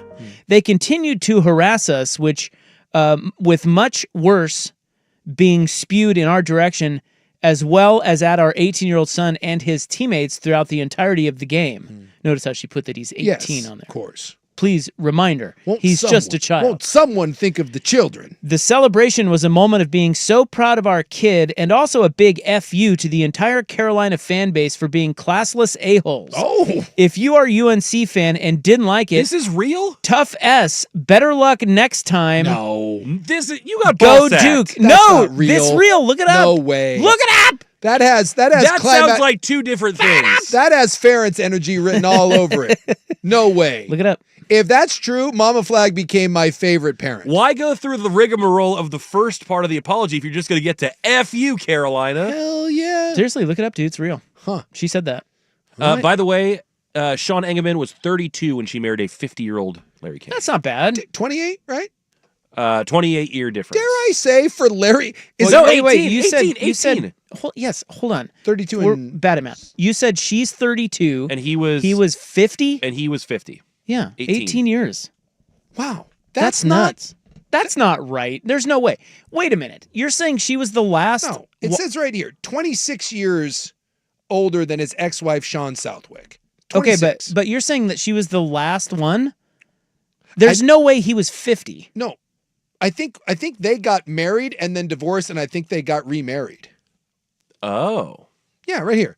Larry Well, King they were and married Sean for 22 Southwick married in years. 1997. This was when I was at BYU and he married my quarterback's sister. 2 children. They filed for divorce in 2010, reconciled, split in 2019 when Larry filed for divorce again. And they were 26 years apart. 26 years different. Larry said that the age difference. So where played is a huge Buckley role. getting his information? His AI, fake news? dude. Internet AI has me wrong. Dude, AI's rough. It says Sean Engelman at age of marriage 32, Larry King 50. No, so right here. It got it wrong. They must have picked a different marriage for him. Yeah, this says 26 years. But dare I say 26 years for Larry King? Still not as bad as you thought it might have been. Can you make the argument that that's probably fairly solid? Larry King, you're like, oh, it's only 26 years. It's insane. And I'm sure she married him because, and that was the thing that he had a problem with, is some of us were pointing out that maybe just maybe that wasn't a marriage of love. That she wasn't there for his rugged good looks? It's possible. But we get to see him around. He would like come around, and Larry King's just as weird looking in person as you would think. Massive shoulders. Yeah, you'd see him hanging around Provo and stuff. Those pointy skeleton shoulders. Yeah. All right, we got to move on to the club. We will start with more plain news. They turned around another one. I don't see why. Yeah. I don't see why. I did see this and I immediately thought of you. I mean, well, we'll tell you that it's always a new and interesting scenario. In this one, there were a lot of big dookies. Yeah. I think it was the deal. Yeah. And that does tend to, the airlines have kind of made their stance on dookie known. They're doo-doo also. Yeah. Yeah, a lot of doo-doo. But I think you got to get to the destination. Well, the airline said no. We'll get to that next on The Fan. So what are you reading?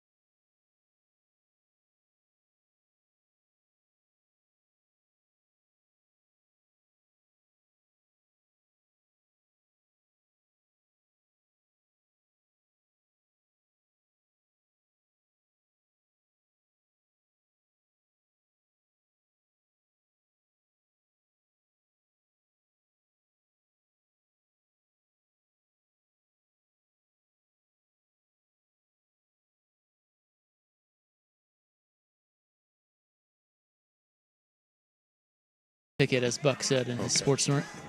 They're going to the big dance. The other thing is, once again, Buckley with fake news.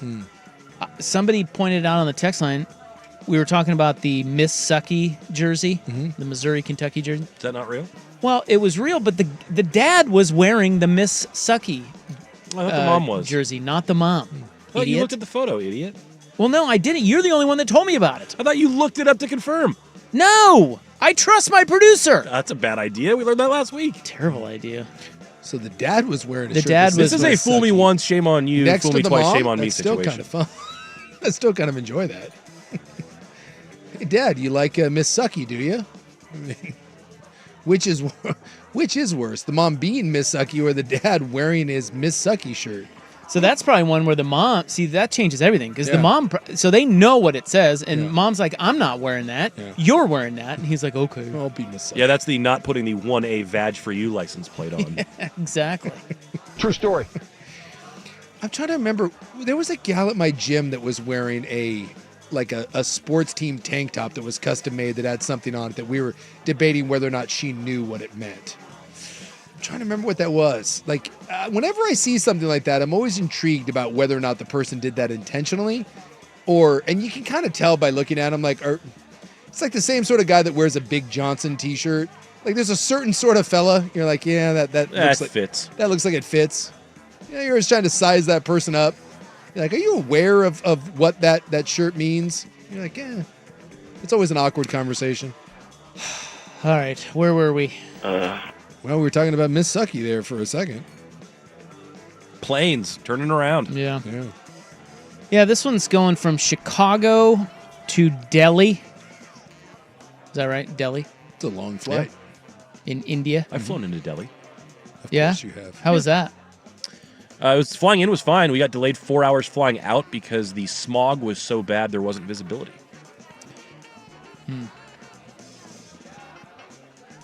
I'm just going to take places that I don't want to be for 1,000. And the answer is India. Interesting experience. Never need to go back. Yeah, I got to tell you, when people say, we're going to India, or let me put it this way. If I, too, never want to travel to India, I don't feel bad saying that. Me neither. And I always think that people that have traveled to India and are trying to tell me about it, or they're going to India and they're trying to justify it, are lying. Yeah. That's what I think. Yeah. I'm like, what are you doing? Why are you going there? Yeah. My chiropractor and his husband, they honeymooned in India because they're Why like, are you going there? Well, they're big yoga types, kind of the new age, holistic. So they went to India to try to see the, Be enlightened or something? Yeah, to be enlightened or whatever. Do some White Lotus style stuff? Yeah, they went over there for 2 weeks. They left after 3 days. They just were like, no, we're not doing this anymore. We went for a friend's wedding, and we were like, as long as we're halfway around the world, let's make an extended vacation out of it. And we were like, we're not staying here to do that. Yeah. So we went on in to Delhi. Yeah, we went on to. Where'd you go? We went on to Thailand. Oh, there you go. My fun fact. Also, the anti-India rung continues. BTJ's brother, his company, he works for Kubota Tractors out of Japan, and they transferred him for a brief time. I think he's got to be there for maybe 3-4 years. They moved him to India. They're big in that because the developing land. And I was like, because he's got little kids, I was like, you sure about that? And he's like, oh, it's fine. It's not as bad as you think. Yeah, it turns out Kubota built their own city for their employees, like a big gated city. Oh. And whenever they leave the city, there's a driver that takes them around. So every time he tells me that India is not that bad, I remind him, I'm like, yeah, what exactly does your company do for you? Oh, yeah. You build your own city that only employees from Kubota are allowed to live in because no one wants to go outside of the walls. That's really? all. So yes. I can't live in there if I'm not at Kubota? No. Wow. They built their own community because they kept sending people over and the employees were like, no, we'd rather quit than live here. So they built them. They built them like a Mr. Beast games, their own city, and you get your driver. So like when you take your kids to school or whatever, you don't do it. They have a driver that takes you to and from. That's awesome. It's awesome, but also kind of terrifying. Yeah, it is terrifying. And I would say that I don't know that you could even do that here. I mean, I know Walmart did the whole Bentonville thing. Yeah. But if you and I wanted to live in Bentonville, we could. Yeah, that's not the same. I mean, it's not the same thing. It's kind of like a futuristic, like, yeah, I don't know, dystopian future. Here's how we keep everyone happy. We like make a manufactured happy city. Well, but isn't that India though? Isn't India like just all either rich or like shockingly poor? It's pretty polarized it's all it is. in that way. Yeah, it's so awful, but there are so many orphans and poor kids that there's like syndicates where they take kids and they maim them. Sometimes they blind them so that the kid will be a more effective beggar on the street. I mean, it's just shocking. I bet you Taj Mahal's great though. Yeah, have you seen the other side of the Taj Mahal? No. Have you ever seen I've it? never been there. No, they're look it up. They'll do like the view of the Taj Mahal and then they're like turn around. Because you see the Taj Mahal and it's beautiful, but if you see the photograph with your back to the Taj Mahal, it looks like the worst place on earth. That is like the pyramids. Yes, that is like the best example of here is this beautiful like work of art that stood the test of time. I see it. And then right behind you is the other thing I remember about the Taj Mahal is I think it's a little bit like Mount Rushmore, where it's like out in the middle of nowhere. So it's not around anywhere you would happen to be. You have to go hours to get to it, and then it's like, well, yeah, it looks like the pictures. Yeah. It's just not where I need to go. India, don't hold your breath for a primetime remote broadcast. Yeah. BTJ's brother was like, there because they were like, "Hey, do you guys want to come visit us?" And we're like, "You know what? Why don't we wait till you get transferred back to Japan and we'll see you then." If you were going to go to India, where would you go? There are nice places. Sure. So the couple that we went to see get married in the husband's hometown, they went to honeymoon in a place called, I think it's called Goa, and it's in South India. And it's like, it's more tropical, and like Russian oligarchs vacation there and stuff like that. So check out Goa. Sounds like Goa's my supposed to be kind of nice. party. Might Russian oligarchs? Might be a little out of my price range if the Russian oligarchs are going there. It does look nice. Possibly. Yeah. Yeah, that doesn't look like India. Like if you showed me these photos and you said, what country is this? I wouldn't, there's no chance I would have said India. Yeah. It's not in India. I think any place, if you have money, you can find a nice place within that place. Sure. Well, you can probably go to the most war-torn place in the world, but if I got a bunch of money, something tells me there's probably someplace nice that I can go. But that's always, I've never understood the idea of you travel to a foreign country, and then you go find like the Ritz or the Four Seasons there, the White Lotus. So you don't have to feel like you're in that country? And you never leave the property. And I'm like, well, why did you go halfway around the world to then sit at a resort and experience none of the country? But I guess there are some countries, like India, that I'm not certain that I'm interested in experiencing what the general population has to offer.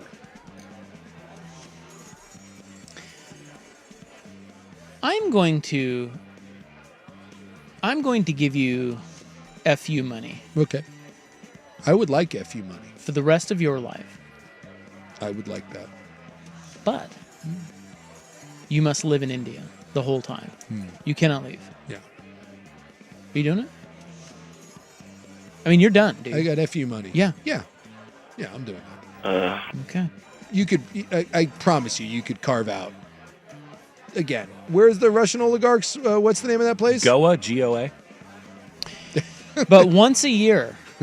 But I can't leave. I can never leave the country. Nope. You're, dude, it's geofenced. You're chipped. You leave there, you're out. All your money has to stay there. And then once a year, there will be a king cobra snake somewhere within 100 feet of you. There's a Bengal tiger running around. I'll say that if you landlocked me in any country, that would be hard. Like it's a great big world, and like you're not going to see anyone's weddings. Like you're not seeing any. Nah, I'm out. You could pay for them to go to India to see you. Nah, I'm all right. I'll keep living my meager existence. I'm fine. In the same way. Yeah. I don't need all that. I'll tell you next what happened on this flight from Chicago to Delhi. They did turn the plane around. Next on The Fan. Hey, it's Rob sticking around for the Nash. I am well known as the Window Daddy, and that's because I tell you about cool window savings that you can get at Window Nation. So we've moved into a new month here, March. If you've just tuned in for the first time in March, the new deal at Window Nation is you can get 2 windows free with every 2 you buy. and zero interest, zero payments for 2 years. So you can pay nothing on those windows until 2027, essentially half off, 2 windows free with every 2 you buy. And, people are raving about Window Nation nationwide because they're rad. They have an A-plus rating from the Better Business Bureau. They do a 50-point inspection of every window before it leaves the factory and a 20-point inspection of every window when it's installed. So you can have that peace of mind that they will install your windows correctly. Many of their installers have over 15 years of experience. It's all they do is windows. And that is why they have a 96% customer satisfaction rating. So if you're in the market for windows, take it from me, your window daddy. Window Nation is the only place to get these windows. You can save big right now. Just call 866-90-NATION or visit windownation.com, and there you can schedule a free in-home estimate. That's 866-90-NATION or windownation.com. The best basketball party is back. George McCoy at Warren Allen Attorneys at Law presents Fan Madness, March 20th and 21st at the Stadium Sports Bar, home to A Sportsbook. Also brought to you by Video Only, where you always get the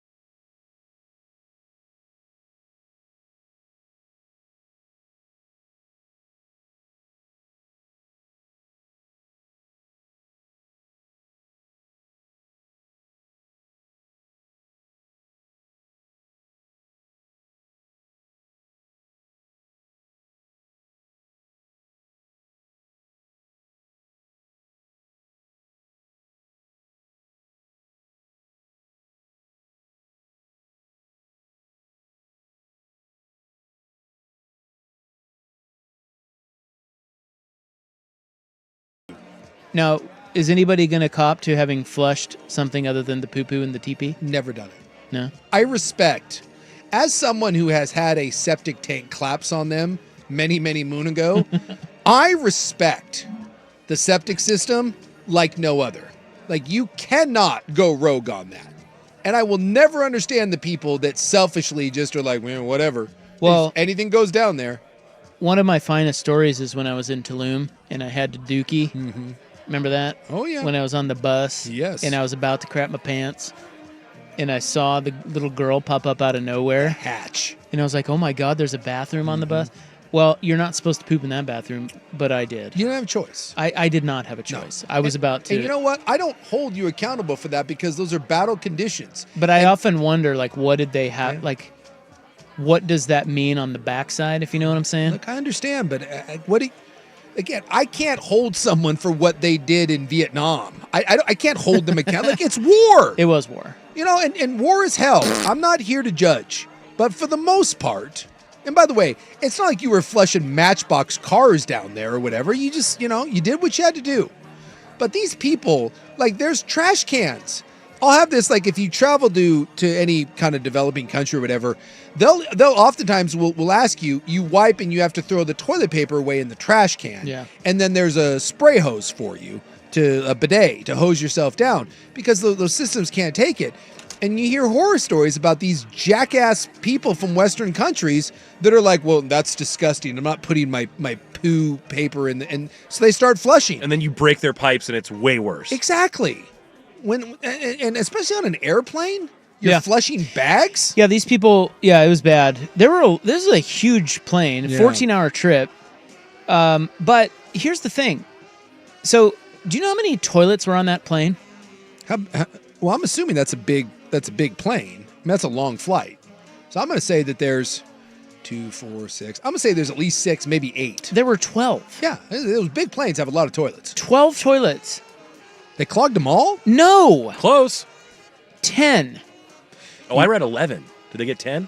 This says 8, but I read another story that said 10 of them. What sort of villainy scum do you have on an airplane that clogs 10 bathrooms? I know, it's like that right there is the story. It lets you know that you have a plane full of Doomcops. Now, I don't know if it's Chicagoans or Delians. Delians. But either way. It's rough. That is rough. Yeah. And that's ridiculous. Like, I would be so freaking livid. Yeah. So, dude, they were over Greenland.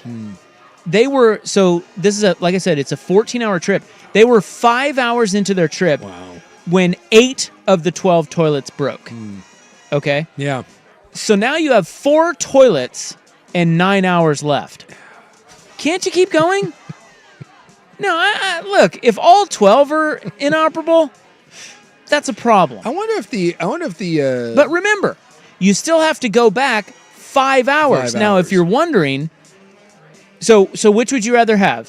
5 hours with no toilets, but you have to go back to your destination or to your original where you took off from, or 9 hours with no toilets, but you get to where you had planned to go. I wonder if there is. I wonder if there's like a person to crapper ratio that you have to have in order to safely fly.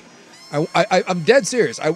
In a world full of regulations, this seems like you have to have a certain number of toilets for a certain number of passengers.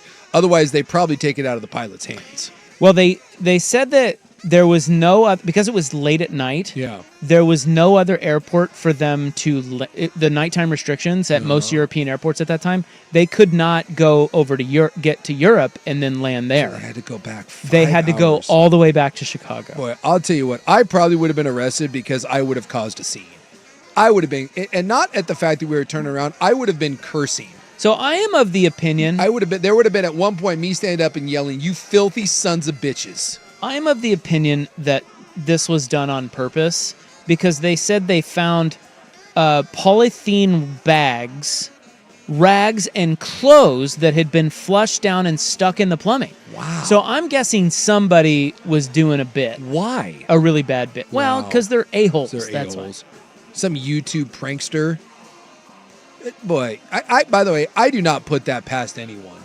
I could see some ass clown totally having a YouTube page of what could I flush down an airplane? Yeah, but toilet? as we've seen, you do that put it on online, and then you're implicating yourself and you're going to jail. So people don't end up doing it. I hope so.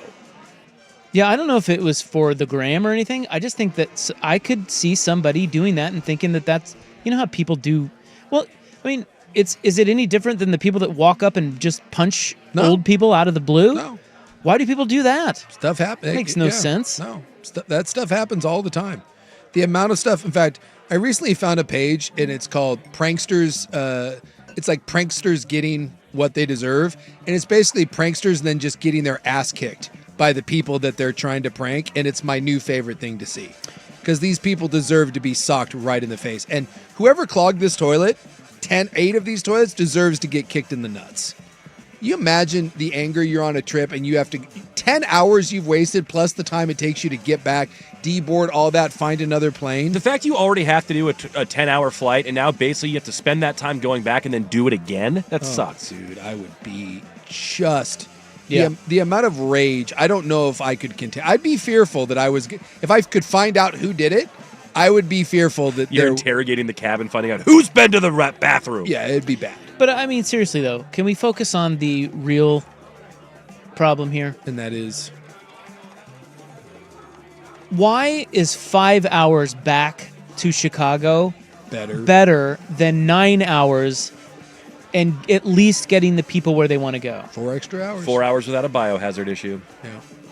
Really? But look, you still have 5 hours. I don't disagree with you. I think that's what their logic is. I just don't think they have a choice. There's got to be an airplane bro somewhere that can tell this cannot be left in the pilot's It's got to hands. be that you have to take the option of least amount of time Yes. with that issue going on. It's in the the sky. only thing that makes sense, because you're right. These things are, every time we read one of these, it seems ludicrous. So there has to be some sort of regulation that Buck says it is the shortest time to get somewhere. The end of this story says even just 1 or 2 clogged toilets is enough to trigger a flight crew to turn the plane around and land due to the limited number of lavatories available. There were 12 on this plane. And dude, how livid would you be if 2 of them were clogged and they turned around and went back to Chicago 5 hours into a 14-hour flight? That's not okay. Come on, man. That's not okay. What are we even doing here? Is it 2 is enough? That's what this says. Wow. Yeah, that would. I would like to know the laboratory rules. We need a pooers to pooees ratio. There has to be a common denominator there that turns the plane around. Because you're right. Like, some of that stuff is a bit egregious. I still can't believe 8 and pieces of clothing. I hope they find out who this is. There's no cameras on the plane, though, is there? No, but you could probably, people aren't filming the bathrooms. Yeah. People going in and out of the bathrooms. Yeah. Or are they? I just wonder if you could... That one creepy pilot was. Yeah, he was. I just wonder if you could bust someone. Because that person deserves to be kicked off a plane and never fly again, right? Well, yeah. Yeah. That goes without saying. What's wrong with people? 8. Well, yeah, even if you did it knowingly or not, either way is bad. Yeah. Well, see, that's my thing, is there's just no way you couldn't know. If you're flushing an article of clothing down a toilet, you don't know that's bad. Maybe they were murder clothes. Someone killed someone on an airplane? They brought all the murder all the clothes. evidence with them, and they're just systematically putting it in each of the lavatories. Kind of genius, huh? That actually seems like the worst idea. Yeah, because they can get the clothes, huh? Get the clothes. But then they're all covered in doo-doo. I've never understood why you don't just burn those things. They're doo-doo also. All right, we have an update on the Faster Pussycat story. Mm-hmm. Faster Pussycat death. Yeah. Coming up next. But first, Buck with SportsCenter. Now, from the George McCoy at Warren Allen Sports Desk, a SportsCenter update on 1080 The Fan. Ryan Buckley with this SportsCenter update. First on The Fan, the Seattle Seahawks have their new quarterback. They signed Sam Darnold to a 3-year, $100 million deal with $55 million in guaranteed money. Over the weekend, the Seahawks sent wide receiver DK Metcalf to the Pittsburgh Steelers in a trade for a second-round pick. Metcalf then promptly signed a 5-year contract extension to stay in Pittsburgh. Former Steelers and Bears quarterback Justin Fields will be the new Jets starter. He signed with New York for 2 years with $40 million, including $30 million guaranteed. Portland Trailblazers back in action in about 25 minutes. They are in the Bay Area taking on the Golden State Warriors. It's their 8th road game of the last 9 contests. Matisse Thybulle, Robert Williams, and DeAndre Ayton all remain out for Portland.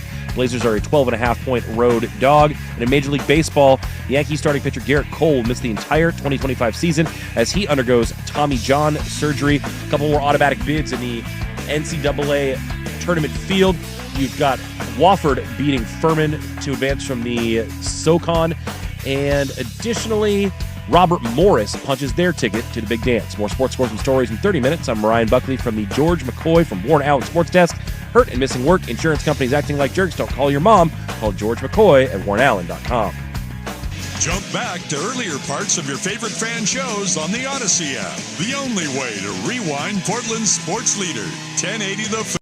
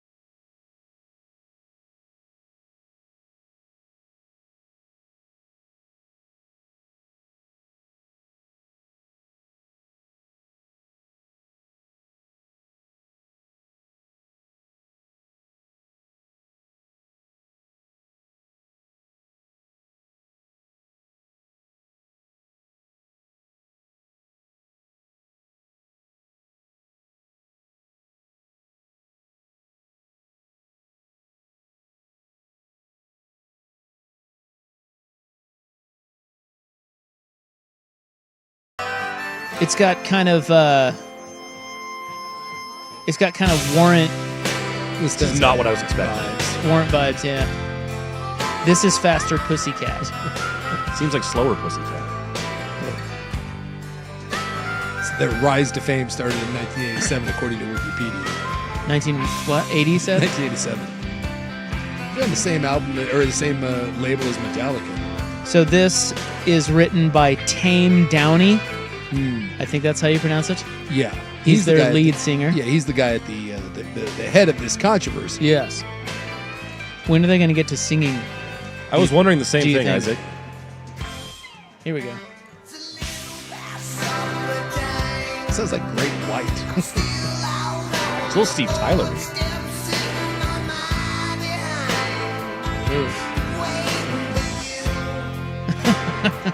This is a little rough, but wait till they get to the chorus. It'll get better, I think.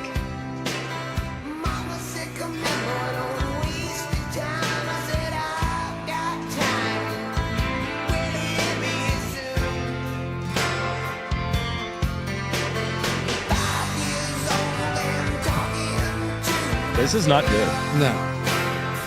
Not yet. Yeah. Still not good. Here we go, here we go, here we go, here we go.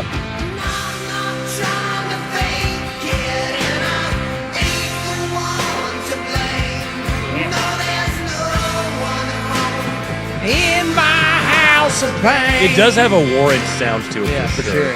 Well, if it makes you feel any better, they've been touring since 2008 with LA Guns. Oh, that's about right. Well, anyway, that's Faster Pussycat. Doesn't it say something that like bands like that can still team up and people pay to see them? Oh yeah, they probably have a huge following from. Do they? 1987. Well, yes, people that rocked out with them in 1987 probably still go to see them if they're alive. Well, apparently they have these, they have like these rock cruises now.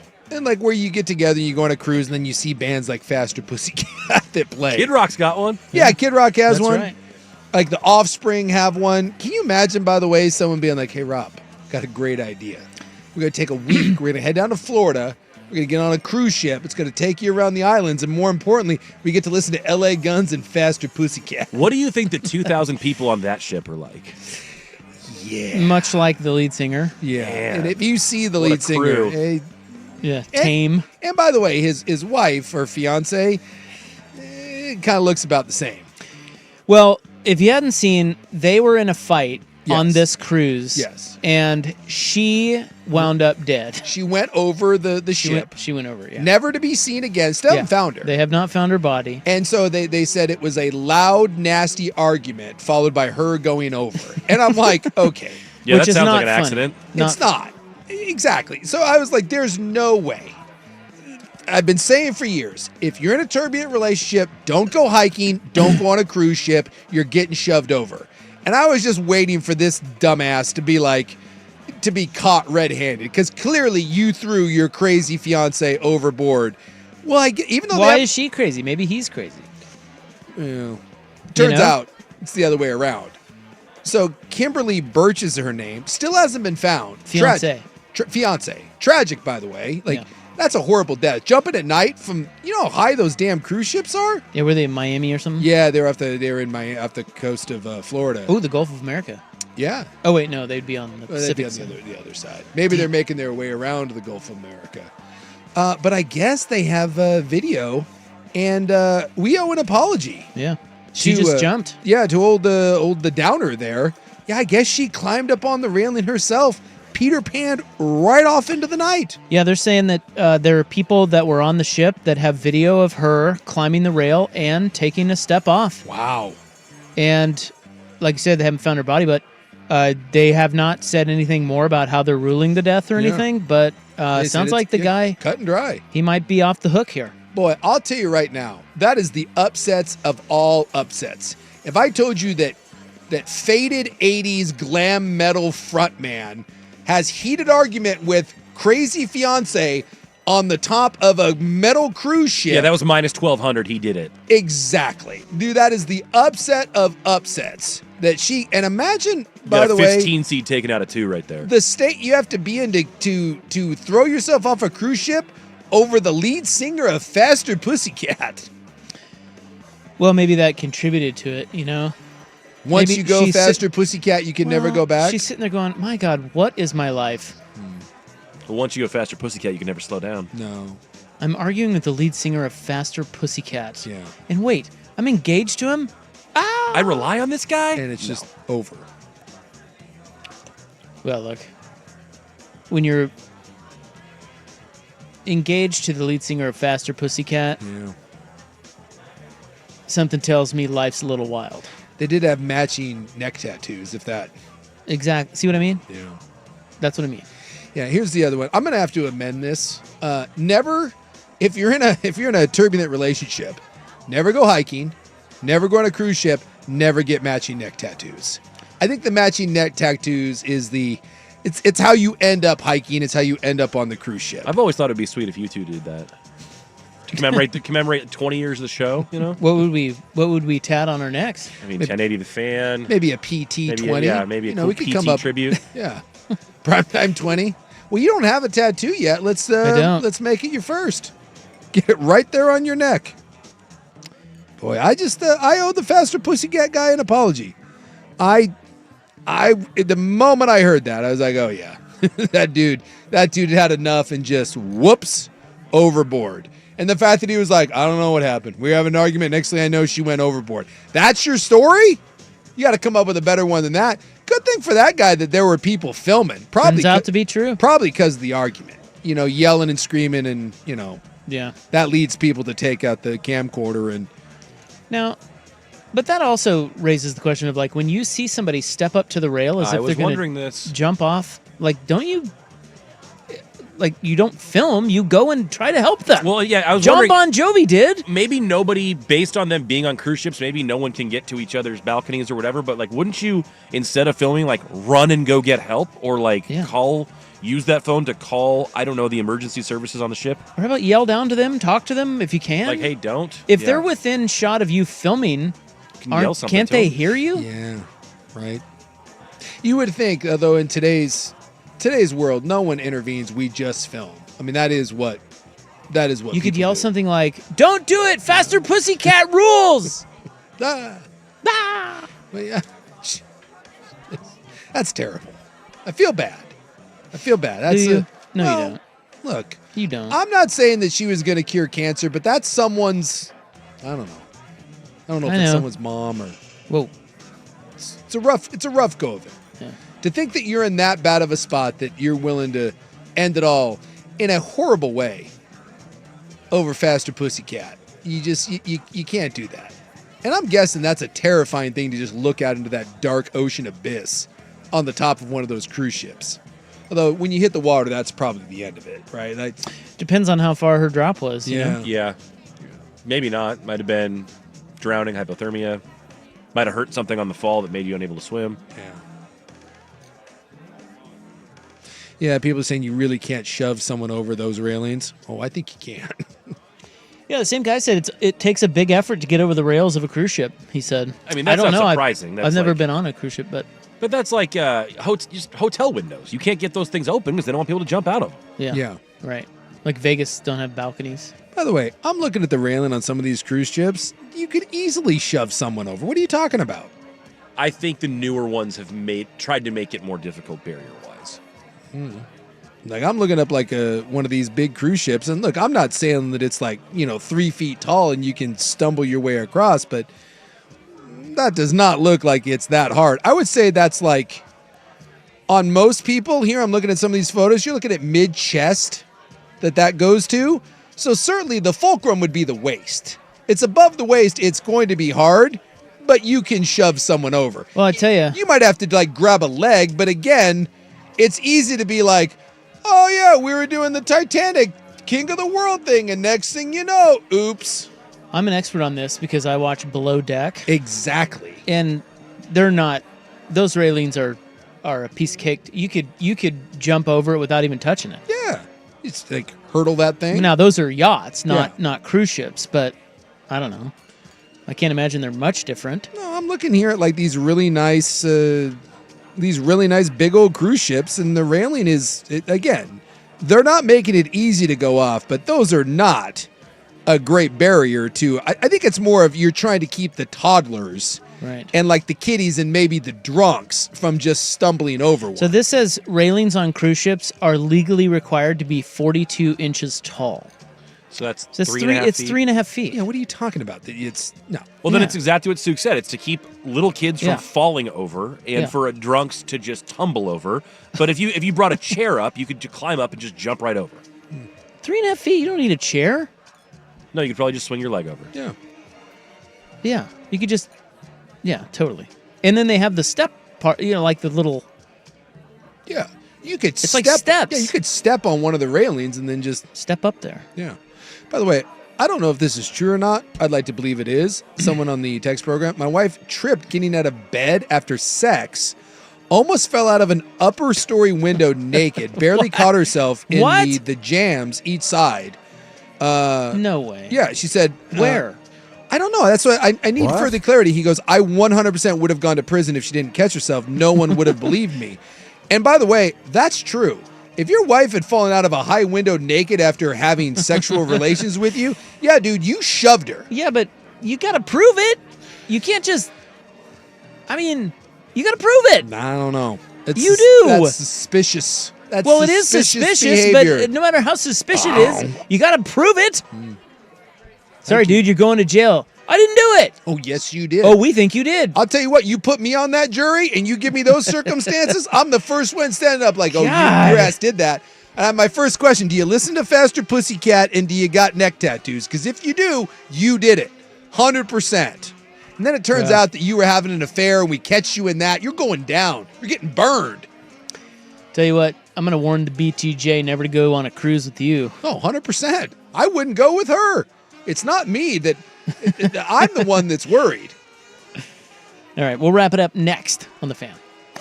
The home of dirt and spray.